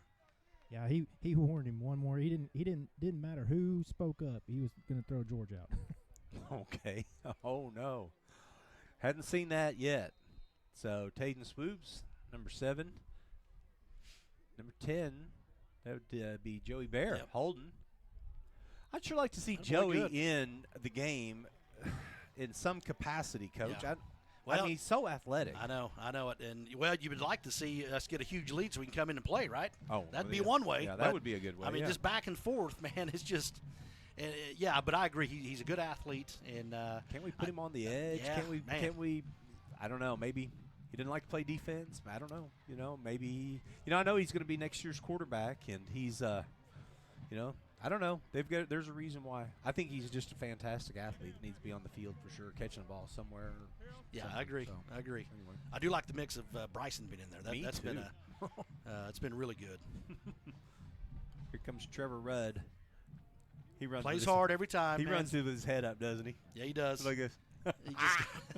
That's how happy I'd be if I could run out there. I mean, it's kind of frustrating because you don't know if he's really holding there on some of those calls, like like Steven and Randy are saying. Right. Being close to the action there, you just don't know. Gosh, this is bigger than you think here, guys. Here we go from the 35, like you said. Well, okay. I think it's a 20, isn't it? So we usually kick from the 35, or are we kicking from the 15? Yeah, there he goes. They're going to push it back. Should be from the 40. The penalty would be marked off, wouldn't it? Okay, the 25. We kick from the 40 is the kickoff? Yeah. Okay, I thought it was 35. And then so we're right at the 25. So that 15 yards is 25. So, I mean, again, they're going to have at least midfield, past midfield here with 2:27 left. Now, this isn't Taden Swoops. It's kicking off here. Yeah, this is Bond again, yes. Boom. And knocks it right out of bounds. Oh, that's another penalty. It's going to bring the ball all the way to at least the 42-yard line. Golly, guys. We were just, shooting ourselves in the foot, man. Doesn't take this offense very long to go 42 yards. 2 minutes and 24 seconds left in the second quarter. Without a stop, Noble Bears are up 21-17 right now against the home team. So let's see if they can hold on to this lead. Let's go get a stop here. Ardmore 6, Midwest City 6 in the second quarter with 4 minutes left, Coach. And then Duncan Elgin are tied at 7. Wow. So there you go. Now MacArthur. Oh, I'm sorry. I thought that's McAllister. There is it's 19-20 over. So we got 3 tight ones there. MacArthur is without their starting quarterback. Great job there. There we go. Yeah, I'm sorry to cut you off. Oh, ball's out. Oh, okay. So now they do try to do a dive over to the left, and it is not there. AV, Adrian Villanueva, and Max Savaggio do a nice job of coming in there cleaning that up. I'm sorry, now go back. Yeah, but I had a chance to visit with some OSN group, and on their way to MacArthur, El Reno, and they said that they're there and they're going there nervous because their 3-year starting quarterback was not going to be able to play tonight. Wow. And I tried to question a little bit, and I got kind of shut down. So they didn't they didn't tell me everything just because the Noble Bears are playing them in a couple weeks. But they said they were definitely nervous and having a backup quarterback in there. So it didn't sound like a little pitch to the outside. Oh, got to get outside LT to that. That's right. Trevor Rudd's trying to catch number 2. He's going to roll all the way to the end zone. Brandon Harper says, nope, I'm going to stop you right here at the 1. Again, it's just discipline. That is the 4th time He's just taking himself out of the play. The guy's just sealing him off. What Coach is talking about is watch. He just rolls right up field. Just It's stay the same outside. thing over and over. Just stay outside. Make him force it back inside. Otherwise he's just going outside, and we just can't stop it. Well, and 1 minute 30 seconds left in the first half, and that stopped the clock because he got pushed out of bounds. Are you guys sure they haven't scored in the last 3 weeks? Oh, man, high school football. That's why you play the game, man. Good job. Excuse me. Yeah. Great job, Max Savageau, filling that hole right away. Number 34, Bates, up the middle. Savageau just comes in there in a hurry, nothing to it, and just stone cold him right there. That was nice. Well, I started getting a little bit of cough here. Yeah, a piece of that gum, or I think there's water too that's available. It's in a cooler right outside there. Let me catch it at halftime. All right, 1 minute, 5 seconds, and they're just going to bleed this clock down. Just not give Noble any chance at all to return the favor here before the half. But it looks like number 25 is wrapped up by a host of Bears, and it's short. Brings up 45 seconds left on the clock as it keeps ticking. The quarterback, number 12, brings the Altus Bulldogs back to the line of scrimmage, Garrett Gribble. He brings them up to the line of scrimmage. Looks like it may be the kid was moving, man. A keeper, and it is in the end zone with 30 seconds left on the clock. The Altus Bulldogs have scored their third touchdown. I mean, the tackle on the right side took off way early, and they didn't call it. They're just calling him short. Well, that's okay. He's right on the goal line. Wow. So this brings up fourth and about a half a yard with 12 seconds left, 10 seconds left. And, there's flags on the play. I'm not sure. The officials try to straighten this out with 9 seconds left. The Altus Bulldogs now have scored their third touchdown, but there is a yellow hanky on the field. Yeah, and I bet the touchdown's gonna stand. Richard Owens says personal foul against the Bears. It's just a sloppy first half, fellas. That's just all there is to it. Just haven't quite got off the bus yet. Nope, and it's unbelievable that we have not. With what's at stake, you got to just come ready to play more than this. This is crazy. Well, they'll enforce that at the on the kickoff, so that's going to bring it all the way past midfield where they kick the ball off, and they will already kick it into the end zone. So that'll be an automatic where we just return the ball at the 20. So might as well just give us it to us there with 9 seconds left. This is a dead ball, so there'll be 9 seconds whenever he kicks the ball off. Whoa, Brandon Harper jumped. So just fuel to whatever fire is out there right now. I just don't. It's nonsense, guys. I hate to be this way, but I mean that is a non-snap. I mean it's a pre-snap penalty. Just watch the football. I don't know what they're watching. I mean, you know what I'm saying? I mean, it's so frustrating watching this. All right, so with 9 seconds left, the Altus Bulldogs are up by 3. They've scored 3 touchdowns and got 1 extra point. 1 field goal, and they are really motivated and fired up over on this side as it's a big pink out night here in Altus. The Noble Bears need to look to regroup, and at halftime, I'm sure they'll have some good motivational speeches and come back out. It's a 4-quarter game, folks. It's not a 2-quarter game. Guys, so, Altus is averaging 6.5 yards a carry. It's crazy. 182 yards, 28 carries, 1 for 1 through the air for 60. Yep. It's what should have been about an 8-yard gain, right? Yep. Well, you just got to go regroup right now. Everyone's just got to get to the locker room. You just take a deep breath. And they've got to turn the energy up. I mean, the knob has got to be turned up tenfold here, guys, because it's just this kid's going to drill this thing to Snyder. Woodward. He may kick this on the roof. Yeah, no doubt. Looks like we've got kind of a hands group out there. Why not? Joey Bear deep. Why not? Yeah, if you can get an onside kick and line that kick up for a field goal. That's a good point. Yeah, they're just going to maybe just try to drill it right at one of our guys here. Who's back? LT? Okay, yeah, I see Brandon. Joey Bear's deep. Oh, Joey Bear. Okay, all right.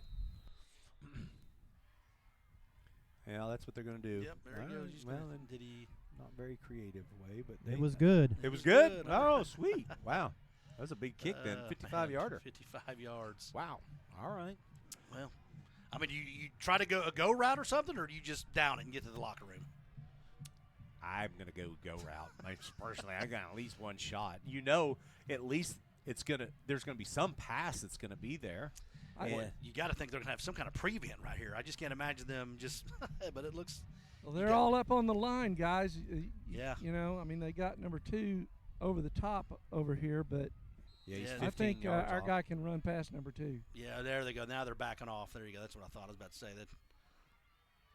All right, so it's a handoff right over on the right-hand side, and the Noble Bears decide to yield the white flag for the first half and take it to the locker room. And just look at the Altus Bulldog kids, man.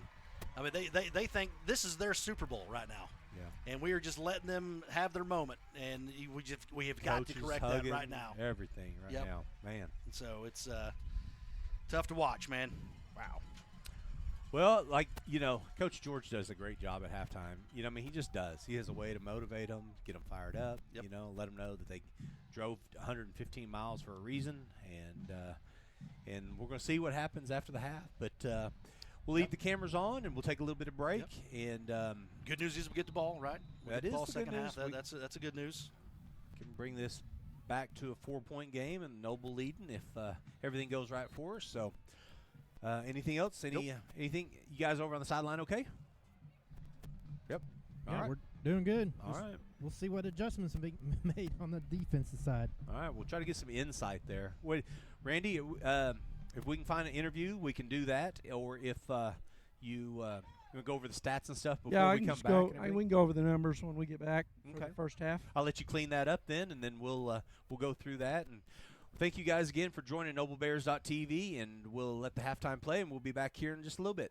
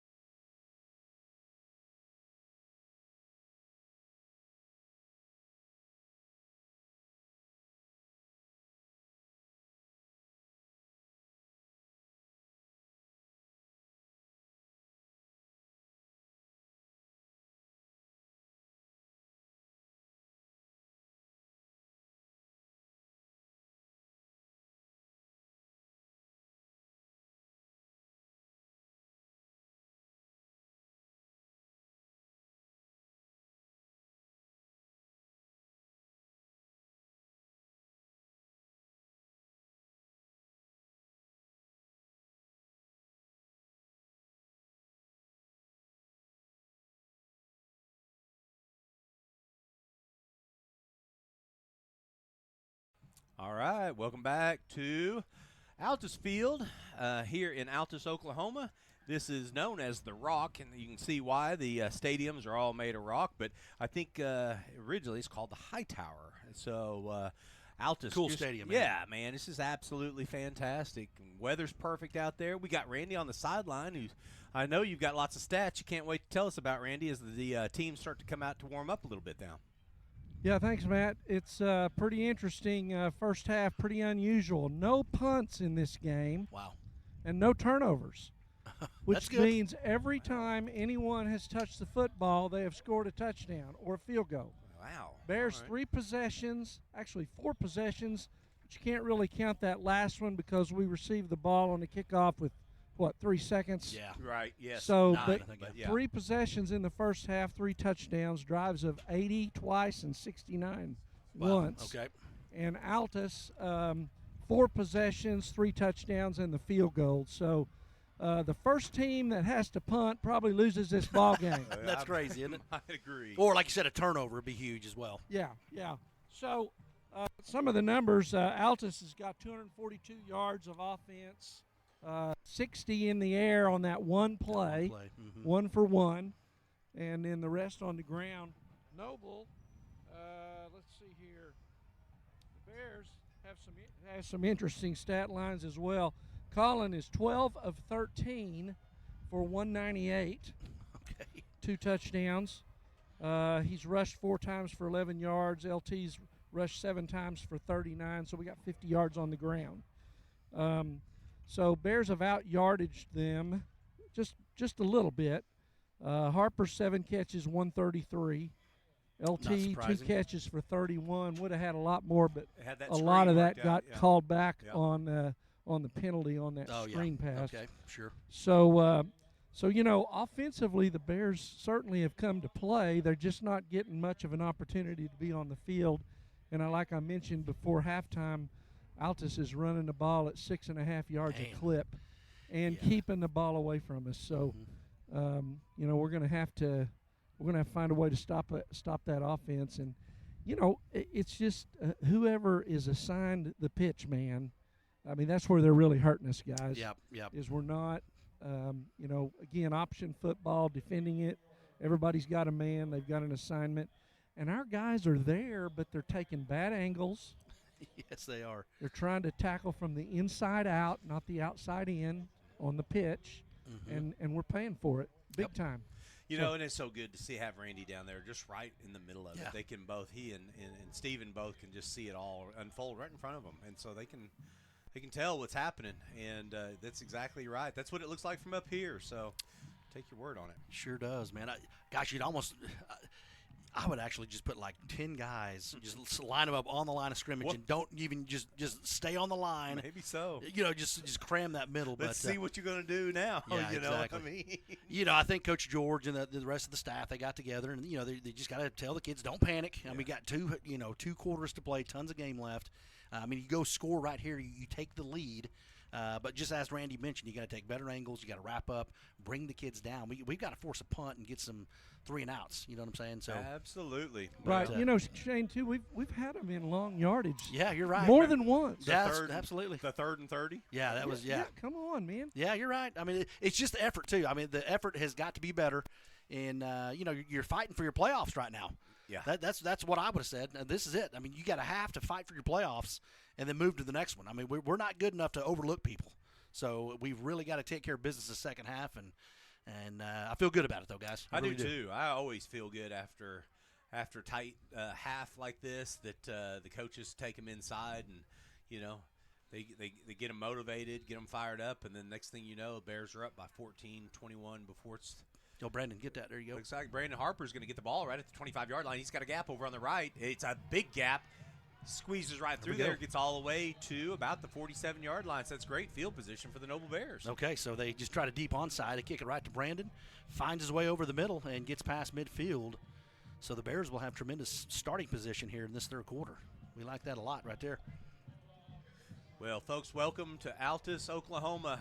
We haven't been here a lot. I just remember my first time here. I watched a helicopter drop a football to start the game. I thought that was the most amazing thing to start a football game with. It was pretty incredible. Yeah, that was really sweet. Colin Fisher's got LT Taylor to his right. He rolls to his right, sees somebody open, throws it right over to Brandon at about a 10-yard stop. Looks like it may have picked up about 9, short of the first down. He kind of was at a first down, then he kind of stepped into about to 9-yard gain there. Yeah, you know, the guy had to respect him going deep, so he kind of stayed off him a little bit, and then Brandon just put the brakes on. Excuse me, and then Colin just threw a dime right on the sideline. Man, nice so gain. 12. That's 13 for 14 right there for Colin Fisher, who keeps the ball and looks like he's going to pick up a Noble Bear first down. Nice job. So he fakes it. LT comes in motion. He fakes that give, and he just takes that right up the middle. And, man, he just kind of imposed his will there a little bit. The kids had him wrapped up for a loss, but he was able to get that first down. So nice play, Colin. He drug about 3 of them with him. So, all right. So Logan Kirby on the bottom of your screen, number LT Taylor. Looks like somebody came in motion. Okay, so it looks like Noble is just offsides there. So yeah, it's going to be a 5-yard penalty. He's going to march us back, 1st and 15. You got to clean that up right there, guys. I mean, that's just something that, you know, 1st and 15 obviously is worse than 1st and 10, so you just can't keep doing that, man. LT goes in motion, stops with trips to the left. Colin looks to the right, comes back to the left, throws off his back foot, throws it out of bounds, and just get rid of the ball. All right, good decision. So nothing there. I kind of wished he would have just came coming towards us, towards the Bulldogs sideline, but good decision. Threw the ball away. Lived to see 2nd down right here. So nice job, Colin.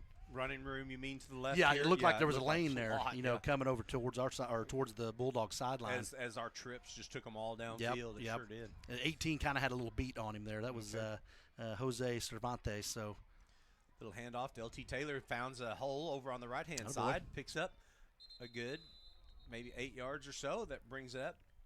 It looks like it's going to be about 3rd and nice job. 6. Okay, good job. LT's just up the middle. Nice spin move. Yeah. And picked up a big chunk of that back, so well done, LT. Trevor Rudd comes to the bottom of your screen. Bryson Carey, number 6, right beside him. Logan Kirby on the inside.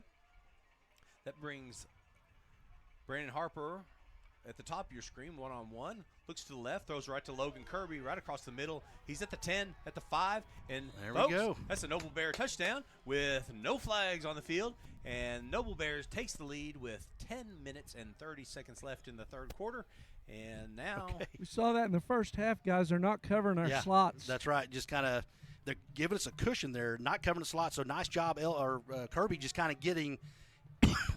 Excuse me, guys. Getting into the front, he kind of crosses the face of that defender. Nice pass to Colin, and he turns on the Jets. And that's what we needed right there. So here we go. Absolutely. Get the half started and didn't take any time at all. Number 7, Tayden Swoops steps in. Ball's up. It's kicked, and it looks good from here. And the officials agree. So very Swoops good. puts it in there. Well done. Very good. So you guys are in Altus, Oklahoma, the home of the Altus Air Force Base. In case a lot of folks don't know this back home, this used to be a World War II scrapyard. Oh, really? I did not know that. Well done. Okay. Yeah. At one point in time, there was over 3,000 airplanes, 3,300 airplanes from World War II that were here as a scrapyard for the Air Force, and that was after the World War II. All the planes came here. They scrapyard them. Hey, as a matter of fact, our trivia question for the night is: if you guys are following along, you can go to Facebook right now and see if you can be the first one to answer this. But what famous WW2 aircraft was discovered in the Altus Air Force Base scrapyards before being restored and put on display? 2 major motion pictures have been made about this aircraft. Well done. You did not give me a hint of this, so I'm trying to think of a you guess or here. Randy. I'm looking to stump Randy more than anybody. I'll put 20 that Randy does get this. I'm going to guess on this. Okay. I'll write it down so I don't give my answer out to everybody. Yeah, exactly. I'm feeling like I've got a trick question here. It was after World War II? Oh, yeah, because this was a scrap, and Emma's showing me something here. No. I think I know it, guys. Do you now? Write it down and see if you're right. And no, sir. Okay, all right. Okay, that's actually a good guess, too, man. Wow. All right, so this is Swoops, though. It's kicking off here, Coach. Okay, good. So it's over the big boy of Bates. There you go. Good tackle good there. tackle right there. Derek Davis. Derek, hey, first time we called his name tonight, Derek Davis. And I could hit him low. Yeah, yeah, exactly. He Steven. did hit him low. So that was number exactly 37. Right. That's Jamil Alexander. Catches at about 15, comes up to the middle, and Davis kind of made a quick left turn and got him at the legs, like you said, Stephen. And what was the result? He came down immediately. Man, real fast. That was the best tackle of the night for the Bears, I believe. All right. So, it's kind of hoping to see Derek Davis on the field right now. But we've got Logan Kirby at the bottom. That's usually who they go in and out for, this corner right over here at the bottom, yes. right? And then so let's see. Colin Thomas is going to turn on the Jets. Looks like he's crashing inside. But they hand the ball off to the inside, and it's only about a 1-yard gain for the Altus Bulldogs. And Mitch Richardson. Oh, my man Mitch. Go. Now, did he answer that on Facebook or just to you? Well, he sent it to me. So, Mitch, you got to put that on Facebook. Yeah, you Good luck with that because we talked the other day. We don't have that Facebook? So he's not going to get it. So, Mitch, I'll just go ahead and say good job. So. Yeah, that's. He'll have his wife do it. Yeah, exactly. Oh. Yeah, Margie, she can put that on there. So yeah. So be quick, Margie, so you can get that sweet Canay prize. Yeah. All right. Stay there. Stay home. Don't get caught up.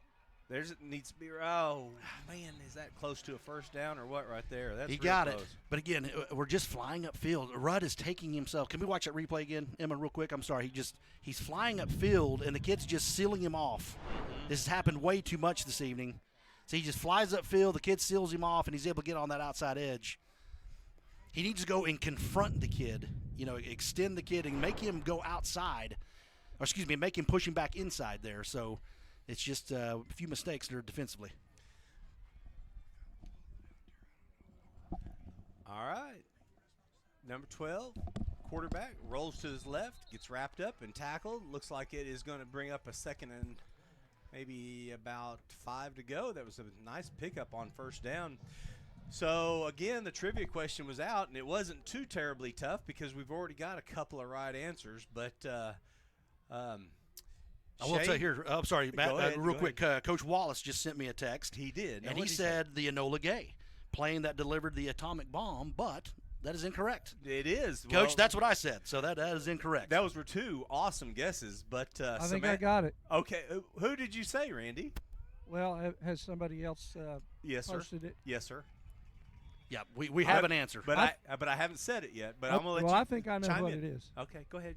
I think it was the Memphis Belle. Boom. You're so smart, Randy. You never cease to amaze me. That's exactly right. Samantha Hardy Crawford, thank you so much for participating with the Noble Bear trivia question. That's exactly right. The Memphis Belle was here. They didn't realize that that it was here at the time sweet, man. until they got that. right to the end of it, and they were like, "Man, we're going to have to transfer this." So they transferred it over to Memphis, Tennessee, and then since then it's been transferred again to a national museum. So very good. And of course they've made two. Did you know that they ball's out? Ground. Nice. There we go. There's is that the turnover we need? Show us something. Let's go. Give us a signal. Is he saying he's down? Andrew Holmes with the recovery. Well, hang on. Is he saying he's down?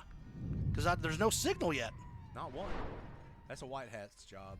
But it's Noble Ball. Okay, good. Pretty all right, there we go, guys. There's the turnover we need. Sorry to cut you off in the story. That's a tremendous perfect, story, man. That's but exactly right. We need to go score right now. Make this a 2-possession ball game now. That's a turnover you said we needed. Absolutely. Yeah. We take a turnover or a punt, either one, and then hey, there's the turnover. Now, how'd that happen? It was you said I couldn't see who made the hit. Who was the recovery? But I think it was Holmes. Andrew Holmes jumped on it, number 40. Boy, we got confused. Oh, they gotta wait until they get their defense in there. Okay, I'm about to say, let's go. We got their confusion here. All right, Colin Fisher's got LT Taylor to his left, decides to throw to the right. Oh, it throws her out. Hit him in the worst possible place. Yeah, right in the hands, Coach. Well, I think he was thinking about running before he caught it, so you got to catch that thing first. He had a lot of green. And then he had a lot of green, so it's okay. You just come back to it because it's going to be there all night, fellas. Yeah.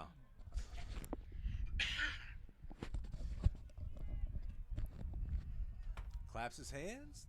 Ball's handed off right to LT Taylor over on the right-hand side. He's got a little jump move that he makes, and he bounces it again. Looks like he's going to try to get a block on the outside. He's at the 20, at the 10, 5. Nice. Touchdown. Great run by LT Taylor. And, again, no yellow flags on the field. So, with 7 minutes, 25 seconds left in the third quarter, the Noble Bears strike twice. Okay, very good. So, we just give just a deep handoff to LT Taylor, and he cuts back to the right, finds a nice running lane, and he just turns on the jets, man. So just tremendous play there by LT. 2 great cutbacks. Yeah, did a great job setting up blockers there. Yeah, and nice job by Rudd, Randy. Up. Was that Rudd or was that Bryson up top? It was Harper, I think, was up here at the top. Okay, because he didn't, he just kind of ran in front of that kid, didn't put his hands on him, So don't even give the refs any kind of indication there's any kind of a hold or anything. Ooh, that one's up. It is good. A little knuckleballer. There we go. Right there. Yeah, had a little jailbreak, but he kicked it low. Man. That wasn't what the. It looked like a Tennessee kick for a winning field goal. How'd you like that knuckleball that was hit the other day? I thought that was actually the way that Tennessee kicker kicked it. Oh, but did you know it was actually blocked though? Yeah. There was a hand that came in. Well, I thought he missed it. Oh yeah, it was because he kicked it. Oh, but you thought what he missed gave it away? I was like, he missed that. But then I see I see Orange in the back lift their hands up, and it was. And I was like, dude, he made it. So that was a great game. Man, and that sea of orange that hit that field was unbelievable. Oh my goodness, that was something else. They got a $100,000 fine, I guess, for that. But they're like, hey, who cares? Who cares? We'll break that checkbook out right now. Gosh. Yeah, there were about 500 donors willing to write a check before they left. That's right. Get that off their back. Or Peyton Manning that's just a drop in the bucket for him, right? I saw they were trying to raise funds for new goalposts too. I imagine. Don't you think schools have multiple sets? They have to, right? Got to. You just never know. Just get one from the practice field or something, Has that rule been in place for a while? The fine? Or is that this something new? seems like the first year I've ever heard of it. Yeah, I've never heard of it before. Okay. Yeah, that's the way they're trying to stop it, though. Going to fine them. You really hear it. OU, do not enter the field. At the end of every game. Yes. Do not enter the field to play. You will be suspended. Blah blah. They threaten you. There's a big gap over on the left-hand side, but Noble Bears are right there. Okay, now and there's another flag. So we may have a block in the back here, guys, and that may be coming back. So good return there. Late flag. Yeah, too. number 37 once again. That's Jamel Alexander. He looks like a freshman, maybe. Yeah, let's see. He's number. He is. Good call. He is a freshman. Yeah. And like the gentleman on the pregame show for Altus, he talked about, oh my gosh, it's a face mask on us. So that's 15 more tacked onto that. So right at midfield. But now he just said they have a lot of freshman, sophomore kids playing. So be something to deal with here in a couple of years. Yeah, absolutely. Yeah. Wow. Well, very good job, you folks, on NobleBears.tv trivia question. I don't guess I make them very tough, Coach. I don't make them the way that that was a good one, man. You I like that one. That was a real good one. All right. Yeah. But Mr. Kersey, he gets some tough ones for us, though, man. Okay. It makes it to where people are having a hard time guessing it. But the I like question it, though. Did Mitch get on Facebook quick enough? I don't think Mitch made it on Facebook. Okay. Mitch is probably still trying to figure out what that is, what you're talking about. Gotcha. What's a Facebook? Oh, man. How do you tweet? Mitch, I'm just kidding with you. All right, so Altus Bulldogs look to step up. Oh, there's a pitch on the outside. I've noticed 22's been wanting the ball there several times, but man. I mean, see there. So look. Okay, so let's credit Devin Knight on this play. Okay. He takes on that initial block, and he does not get caught up in the inside. Is this it and here right comes Max to clean up the play. So watch, he makes it. Boom, the contact stays outside and free. Devin stays outside, Coach. He stayed on his left. That's right. On his left. And he allowed his that right running pad. lane That's for right. Max to make that tackle. So great job, Devin Knight, and nice hit there by Max Savaggio. Senior Devin Knight, number 3. Yeah, bringing it. Just a little bit better discipline there, man. That's kind of what that's what you're looking for. Little pitch to the outside on the left. Good. That's that left side. Oh man, that was a missed tackle right there. Yep, had it just. Yeah, we had him there close to the line of scrimmage, and LT just missed the tackle, guys. All right. He was in the right spot. Yep. So again, good job of keeping. Making them cut back there, and we just a missed tackle, but a good play by number 8 though. Got to give that kid some credit. Cole Kuhn. He made a nice little cutback. I believe that was number 8 that had that carry. Yeah, I believe so. Okay. That's all right. We got all kinds of stuff happening here. Man, Carl Albert laid it on Guthrie today. Yeah, they did. Last time I looked down, it was 31-0. It's just nuts. Their quarterback is back. DeQuazy. Oh, gotcha. At Carl Albert. He got hurt that first game against Coweta. 38-0 now. Wow, 38-0. How are we looking on the other scores? Well, the one that's just shocking is Midwest City and Ardmore right now. This Midwest City Ardmore. It's at the third quarter with 13-6, and I'm like, wow. And then Elgin 14, Duncan 7. That's a homecoming game for Elgin right now. And then of course El Reno 19, MacArthur 23. So that's a halftime score. So they're all tight tonight, man. Yeah, everybody's tight. They're probably looking down here at Altus going like, what's going on down there at Altus at half? But things have really turned around a little different. Good job. Oh, nice hit. That was a good hit right there for number 8 for the Noble Bears. Boy, you almost a little helmet to helmet maybe right there. It was. Face mask to face mask at least. That's Max Savageau. Yeah, Max Savageau does a great job, man. Just motor never stops. And that's going to bring up 3rd and about 6. Long 5 anyway. It looked like a lot. We're lined up. Oh, my gosh. Encroachment. What they're doing, guys, is he's doing a hard count. At the same time, they're doing a legal shift. That one back is coming backwards, which you can do, and he's doing a hard count. And the combination of the motion and the hard count, it's done it to us 2 or 3 times now. That ball's not moving, though, right? No. Okay. Yeah, then the kids that are jumping are right on top of that ball there. So we just got to keep an eye on that thing, man. Is that your brother, Emma, that did that? He's having to go ahead and play defensive line this year. So just give him credit. There you go. Good job. And he makes the tackle. So he makes up for it right there. Very good. And, we're up here, armchair quarterbacks. You know what I'm saying? So it's a tough to play down there both ways. So they get a pass. Maybe this one time. All right, here we go. Back short gain, not much to that play, excuse me. So, just about a 2-yard gain there. Sets up a 2nd and 8 here. So this would be big. We can get a stop for no gain. A loss obviously would be great, too.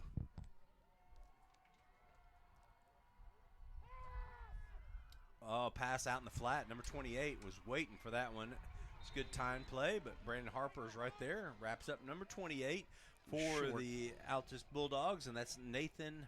Try that last name for me, Coach. Let's see. Number 28? De Los Santos. Very De good. Los Santos. Yeah, you're always good about those. Very good. Very, very good. So you got to think number 25 right here. This is going to be Eric Kirby just up the middle. Kid's pretty thick there. You need about 2 yards. So, again, you got to watch the football here. You don't want a pre-snap penalty to give them that first down. Hey, Steven, is the energy a little bit different there on the Noble sideline? It sure seems like they're playing a lot better. Yeah, they're about. I mean, it's about the same, and not a whole lot. Yep. Okay. There's the first down for Kirby. Excuse me. Yeah. You get, the Kirby and the Bates kid are the two. They're 2 bruisers there. Now Bates is now checked in. That's number 33 for Altus. Kelby Bates. They say he's pushing. Is that 160 on him? Oh gosh, he's kind of looks like thicker than that, doesn't he? He's 220. Oh, okay. He's the other big one boy. was Yeah, 160. Okay, I was like, he looks a lot thicker than that. So they don't hand it off to him. The quarterback decides to keep it. He's going to roll over on the right-hand side, and that's again bring up 2nd and 8. Now again, their kicker, they got to have 2 scores here. So they are obviously within field goal range with this kid. So if we can hold them to a field goal, don't break here on this drive. We get the ball back here, and because they're going to be able to run this clock down quite a ways here. 1:57 left in the third quarter, second half. Bears are up by 11. Pitch to the outside. Good job, Devin. There you go. Devin Knight's right there. Good. Right up, turning That's to a the loss. inside. So there that's another great play by Devin Knight, senior, number 3. So you see how he just had an option coming towards the sideline here, and he just kind of runs upfield and maybe 3 or 4 yards and just kind of stops. Look at him play the and outside. Then boom, after the ball is pitched, then he makes the play. Atta guy, so great job, Devin, right there, guys. Need that on the other side as well, Coach. Yeah, you bet. That's right. Now AV's got to stay home right here. So watch something going towards our sideline this time. Kind of give him a little bit more room to run here. I think they're going to go opposite. I think they're going to go You on think the so? cheat side. I do. Okay. I do. I really do. I think they. Here they're goes going it. to call timeout. I swear, there's one. Okay, very good. 1 minute, 3 seconds left in the third quarter, and we'll take a break with the Altus Bulldogs here in Altus, Oklahoma. Thank you guys so much for joining NobleBears.tv. Now is the time to protect your family with Pioneer Smart Wi-Fi. Internet security is becoming more of a fear every day. Protect your family against malware, viruses, intrusions, cyber attacks, and more. Modern internet deserves modern security. Get the best of both worlds with Pioneer in-home Wi-Fi and the Smart Wi-Fi app. Download the Pioneer Smart Wi-Fi app today or visit gopioneer.com for more information.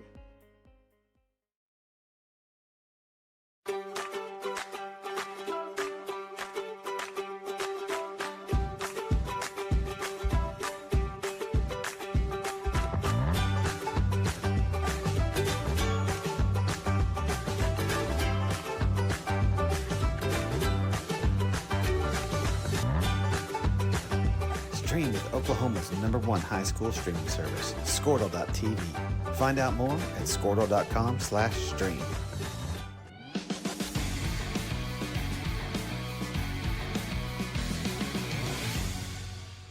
We are back here at Altus Stadium here in Altus, Oklahoma. Beautiful Friday night. We thank you so much for joining us. The Altus Bulldogs are looking to drive. They're definitely inside of pay dirt there, inside the 15-yard line. Quarterback throws to the left. He's got an open receiver who's wrapped up and tackled right away on the outside. Looks like they're just short there. Who was that on the tackle? That was Steve? LT on the tackle, yeah.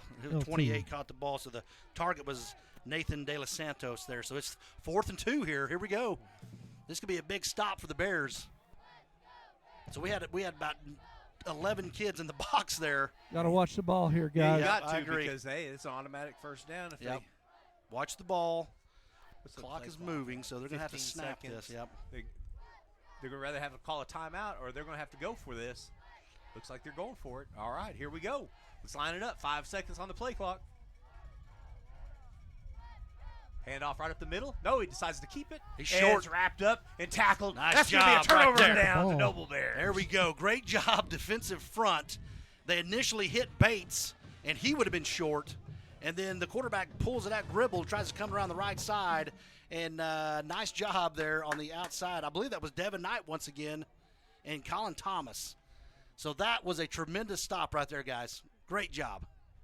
Excellent second half from Devin Knight, number 3. Way to go, senior Devin Knight. 11 seconds left in the third quarter. Okay, now don't do anything crazy here. I mean, you're probably just going to give a handoff to LT, let him get out of this hole here a little bit. Well, maybe not. So we're just going to. Oh, boy. Baby. Yeah, Colin. I held my breath on that one. Okay, 5 seconds. Well, he had to step up. I'm sorry, go ahead, Randy. Hey, guys, the wind has not died down. I think we're taking our shots while we got the wind here. Okay, makes sense. Oh. Boy, you don't want to get into a situation where you have to punt, though, into the wind. Yes, you know, you've got to get out of this hole. But, no, good call there, Randy. I bet that's exactly what they're trying to do there. He had him, didn't he? Yeah, like I said, Colin had to get up into the pocket. Yeah. He was rolling to his left a little bit, kind of threw it back across his body, and just kind of overthrew Brandon streaking down the field. Hand off over to the right side. LT Taylor meets a host of Bulldogs. They stop him, and that's going to stop the clock, and then we're going to go to the fourth quarter. We'll take a break with them right now, and we'll come back. And we'll be joined at the fourth quarter. It's a fast-moving game, but we'll be back here at NobleBears.tv. Security needs to be at the top of the list when it comes to your family, home, and lifestyle.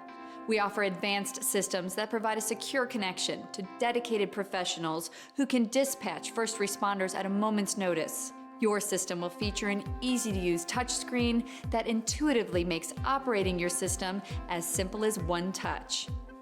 It's state-of-the-art security that fits into your lifestyle and your life. Give us a call today to learn more. Support your school's booster club and get your business in front of thousands of potential customers. Talk about a win-win. Advertising packages start on this streaming station for less than $10 a game. Call 405-726-0835 or email adam@squirtle.com right now for more information.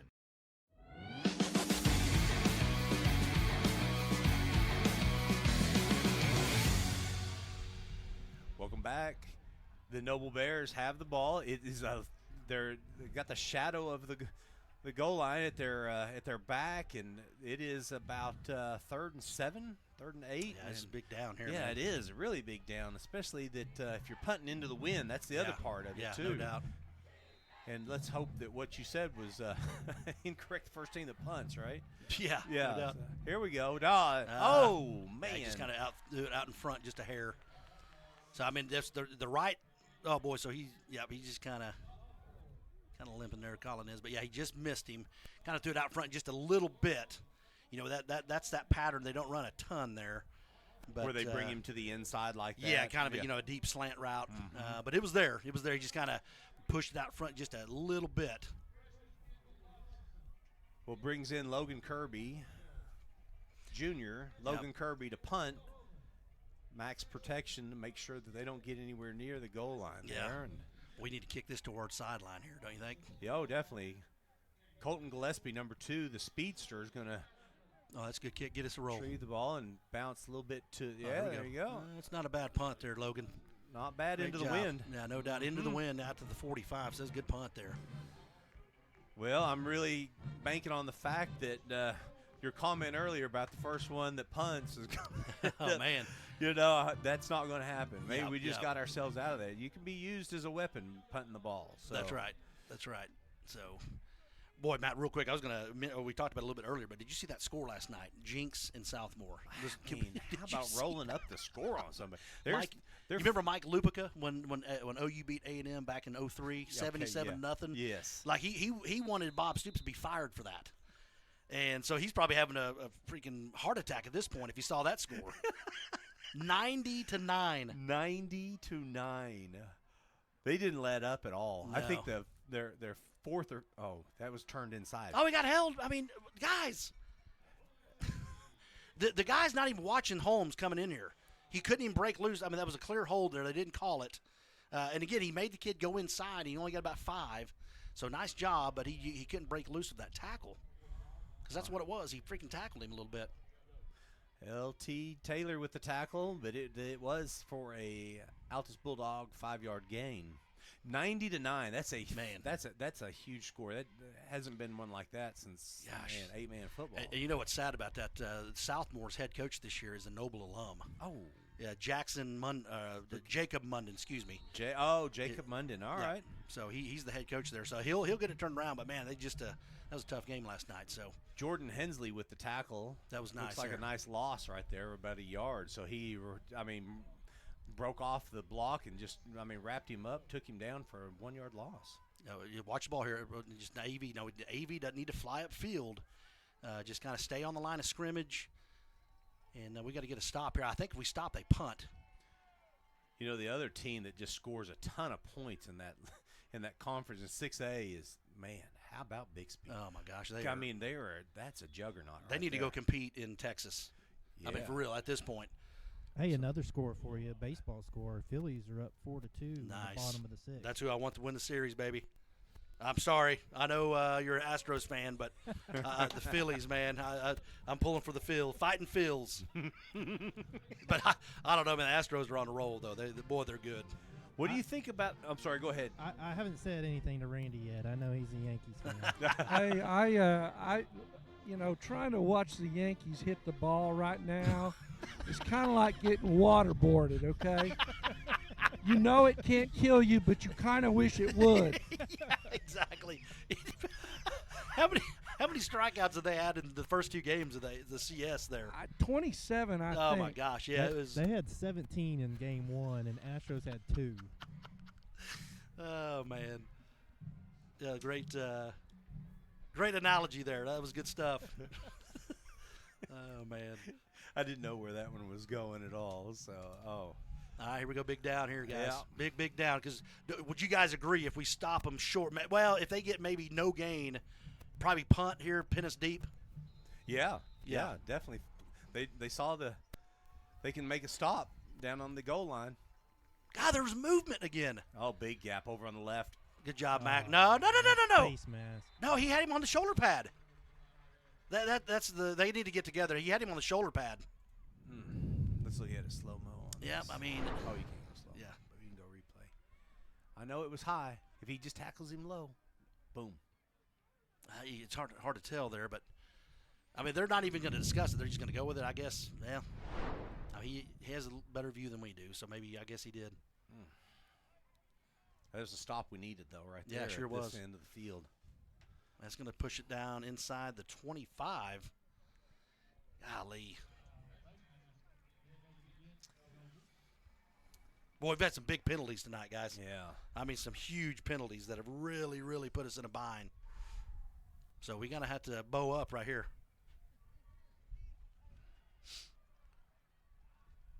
Okay, and MacArthur's back on top, 29-25. Kind of keeping a close eye on this one.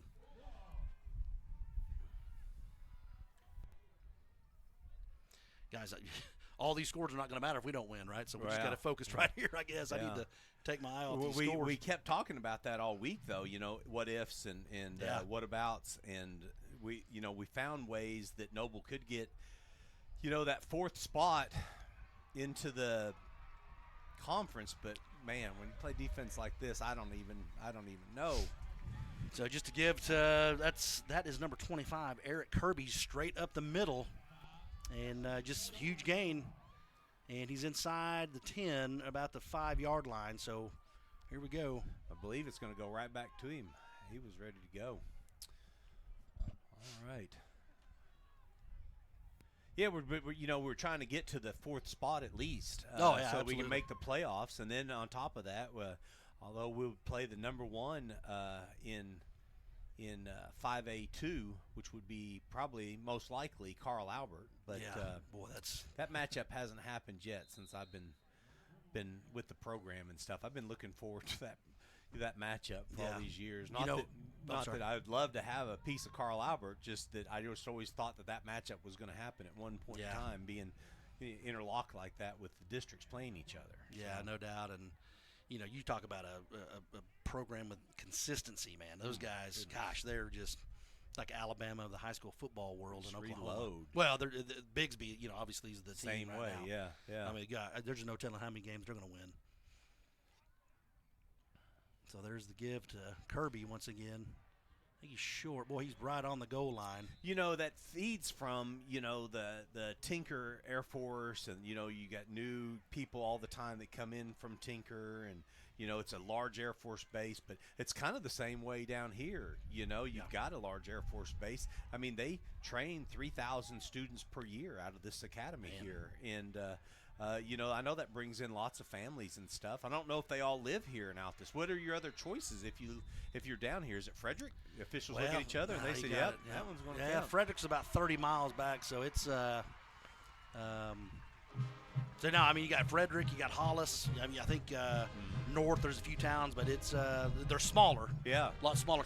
Obviously, Lawton's about an hour back to the east. So looks like they're going to go for 2 here, guys. Okay, make that a field goal possession. That's a good idea there. That makes sense. So a field goal will. They'll have a lot to hang their hat on, scoring over 30 points against the Noble Bears this year. That's for sure. They didn't have a lot to talk about in that coaches interview. Yep. That right. we both watched, Yep. but man, after scoring this many points, they're going to have a lot of good things to say about their players, and they ought to. There's a big hole right over on the left-hand side for those 2 points, and that brings the score 32-35 with 8 minutes left in the fourth quarter. It brings up close game still just a 3-point game. Oh man, it just you can't.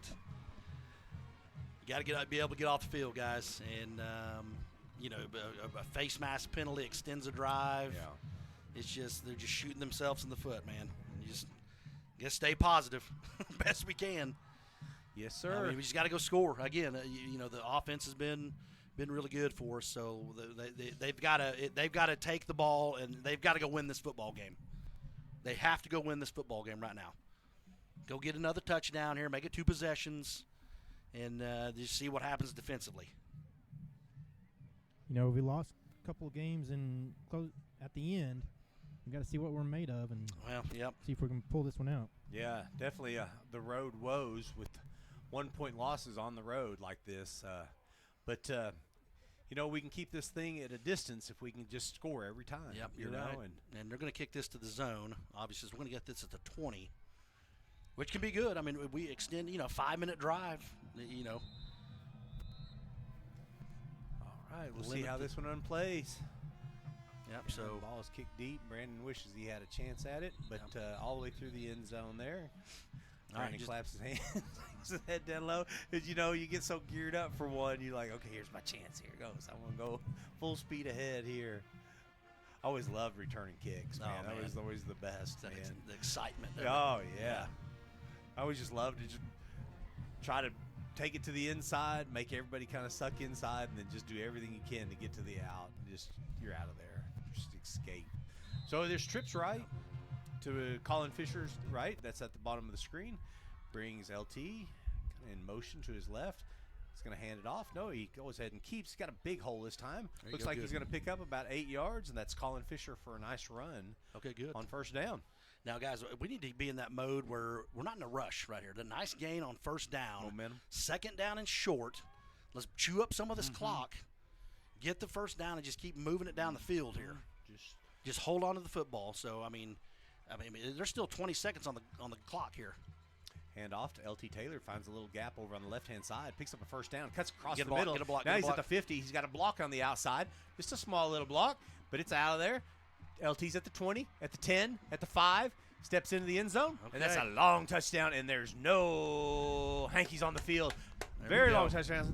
3 plays, touchdown. Noble Bears. So much for burning the clock, guys. Golly, man. Yeah, no hurry. Well, we did run it. So we'll take it, though, right? We'll take that all day, but great job, LT. Again, he just kind of goes to the left side.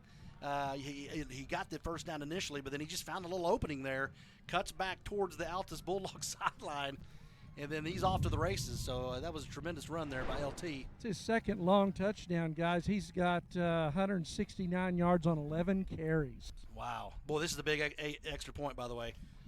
This is the bust. You got to keep these extra points going. The ball's up. It's good, kicked. And it looks good from Attaboy. here. And it is. So great job. All right. Way to respond. There we go. Good job, offense. Just like you're up here scratching your head on defense, I'm sure the home team here, the Altus, they're doing the same thing. Like, how can we stop these guys? We got to stop. We got to make a stop. That's all we need. Yep, you're right, man. And kids are wore out. So just like Steven said, man, it's just who can kind of come to the front and game up and make some plays when you need to have a made play, and let's get this done here. Well, it's an unusual night, guys. You're playing a team that hadn't scored a touchdown in 3 weeks. You're playing on grass.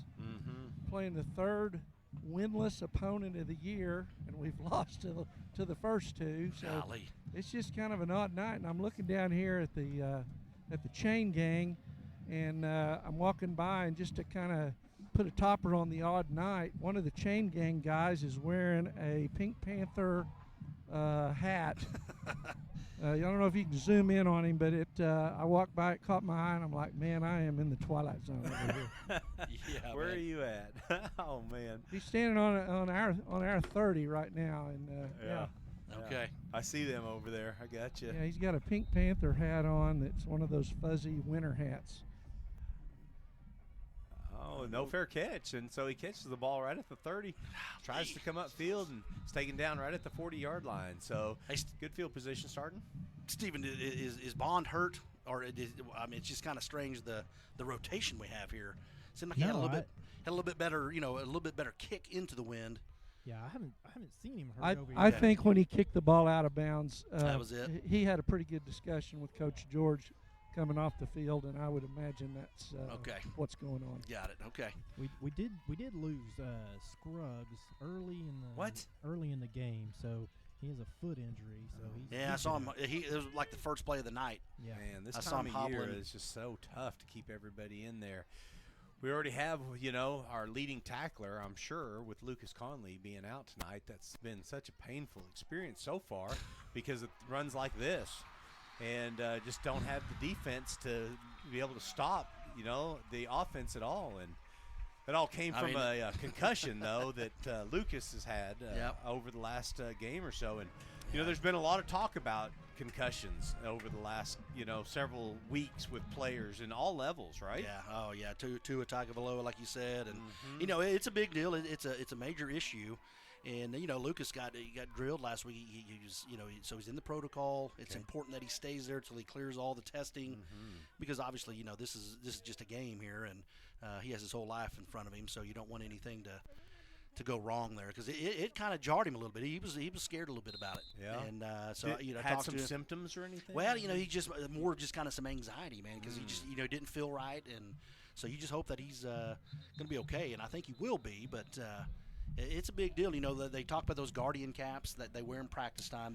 They're not a bad idea. Yeah, that may be the plan to go there, but because they've done some research, they claim like 30% less concussions if you have the Guardian caps on. It's got to be better for them. I mean, it's just added extra, more protection. And I think somebody thought they had a timeout, but the official said, no, I don't think so. Let's start the clock. Colin Thomas came up limping on that. I don't know if it's that same ankle or not, but so now you got Connor Franks, number 20, in for him. Okay. Yeah, this is his first action of the year. Devin's like trying to direct traffic here. So there's the little pitch to the outside, and it's wide open on the outside for number 8 for the Altus Bulldogs, and that is Cole Kahn. Guys, yeah. I mean, it's just a broken record, guys. I mean, we're just some of our kids are just taking themselves out of the play, man. So. Come on, Connor. So looks like. Back to those caps, though, at least in the youth in 7th, 8th grade, 9th grade, it seems like that's not a bad idea at all, to keep those things going. I'm a component of it. I'm definitely a fan of that.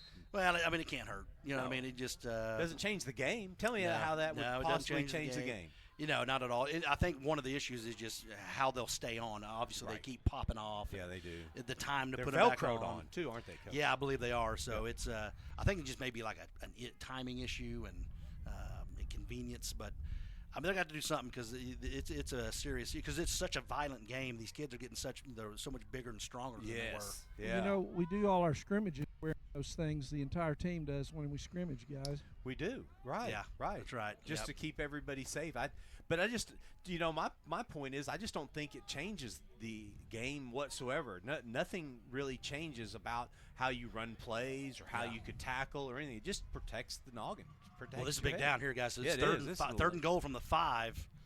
And, we get a stop here. You got to think they're going to bring the kicking unit in.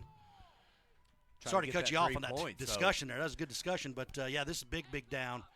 You watch the tight end over the middle here on a pass.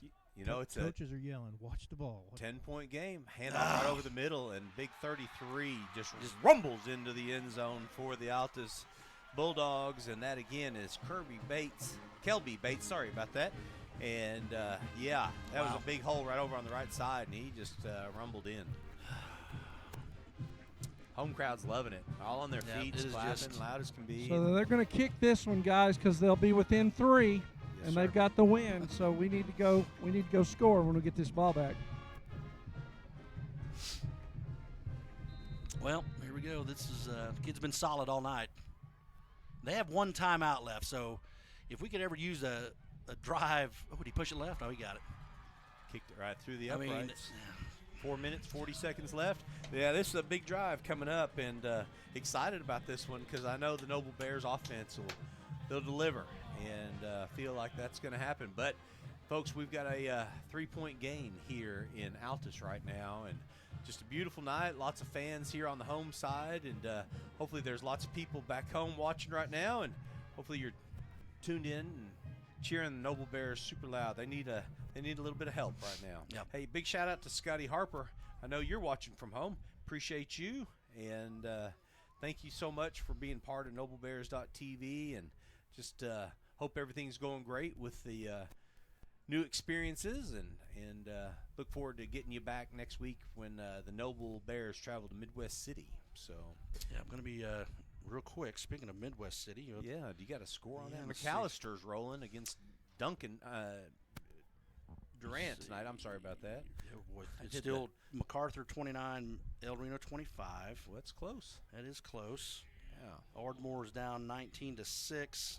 I bet they just can't believe this score. I bet they're just like seeing this score going, can you guys believe what's going crazy, on man. down there in Altus right now? I mean, it's just, man,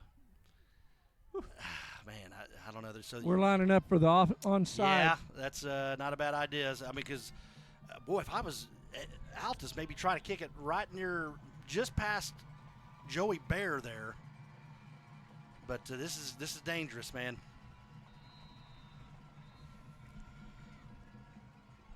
Looks straight up in the air. Looks like it's going to hit the gap. Get on the ball! Oh, the big gap. Oh, there you go. Where's the flag? There you go. There's a flag. Good, right there. And he's thinking to himself, well, now I know that number 12 touched it as he was going out of bounds. I mean, that wouldn't matter. It'd still be Noble's ball right there. So very interesting onside kick. I mean, he found a little gap, and boy, could he ever kick it high in the air. Yeah, wasn't that incredible? Yeah, it was. I mean, that thing went super high in the air. I was watching the Altus coach here. He thought Davis touched that inbounds to prevent the flag, but the referee said that Davis was over the out-of-bounds line. And he was. Touched it. And he was. So good call there by the ref. So that'll put us at 35. And again, we got a lot of time here. The time is our friend at this point. LT Taylor goes over to Colin Fisher's right. Looks to hand off. Decides to keep it. He's got people draping all over him. Picks up at least 9 yards right there for Colin Fisher again. Okay. Slow play it. I mean, we do not need to rush to the line.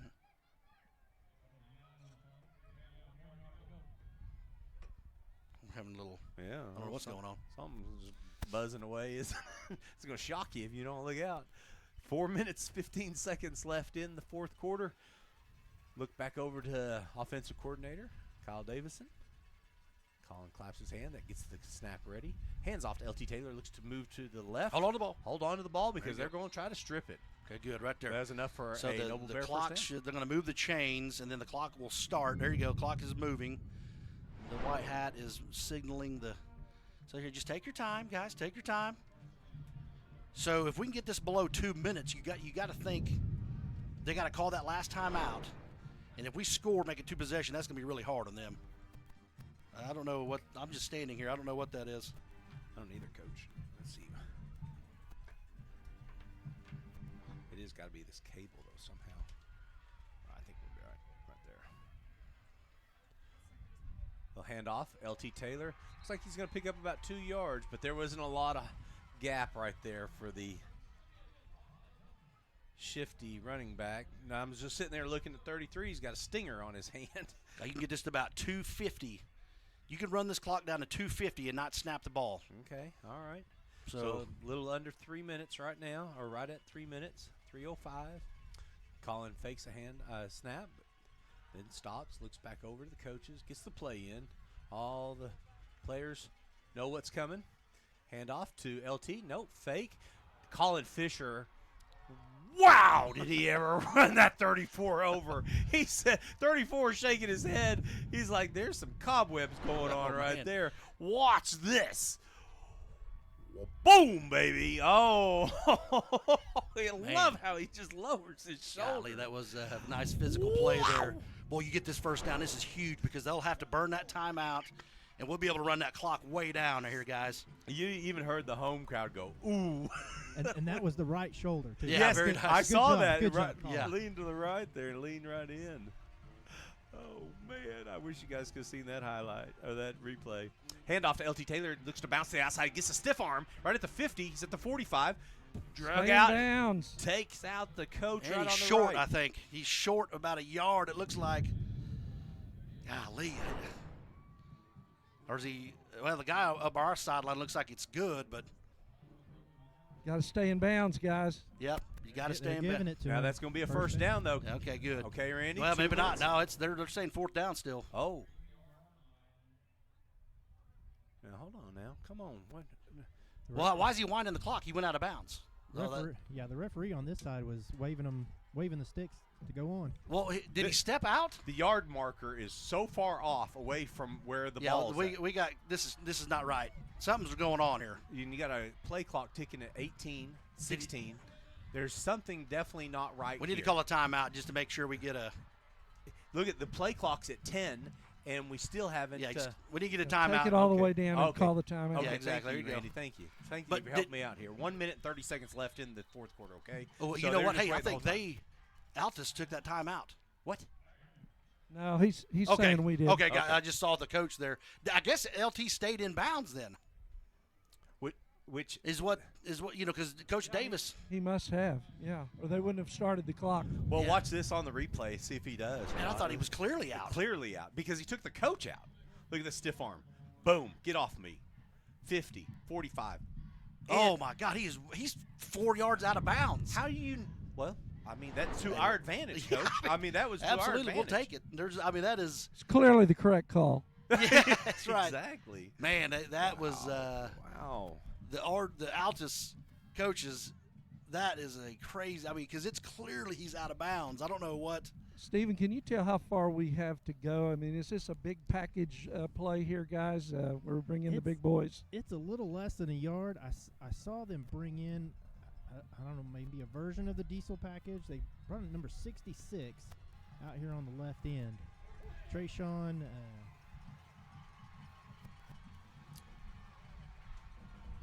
Colin Fisher stands behind his line.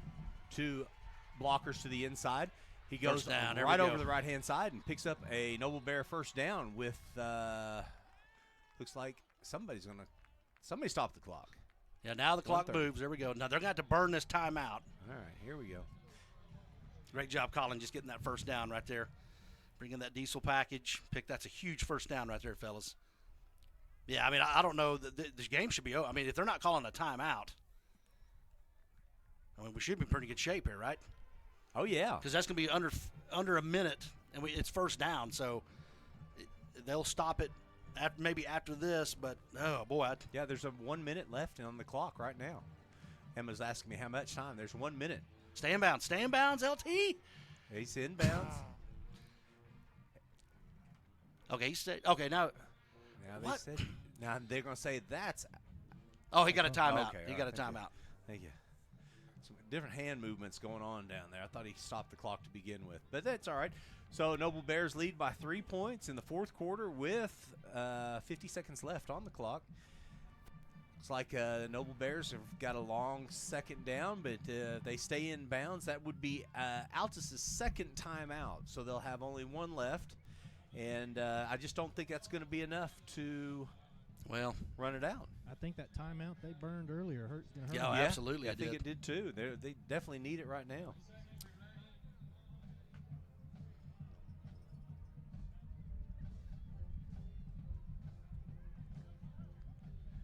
The home crowd's getting a little bit restless. Everybody's standing up. We got all kinds of scores coming in. Looks like there's finals on several of them.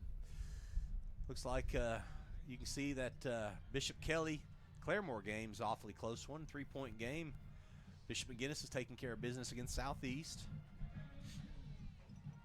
There's your Noble Altus score. So they're going to just go ahead and snap this and let this run down. I mean, I think it's, I don't know. Victory formation. Yeah, I mean, I don't know if they can, because it's second down.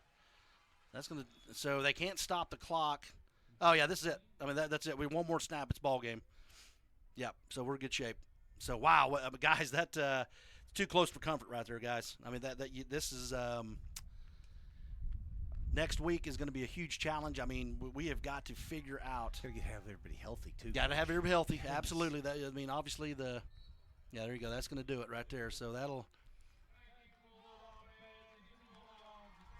Wow. Give Altus a ton of credit, man. They fought to the end, and they played really well, man. Yeah. So absolutely. Put a lot of points on the board, too. Sure did. Oh, my goodness.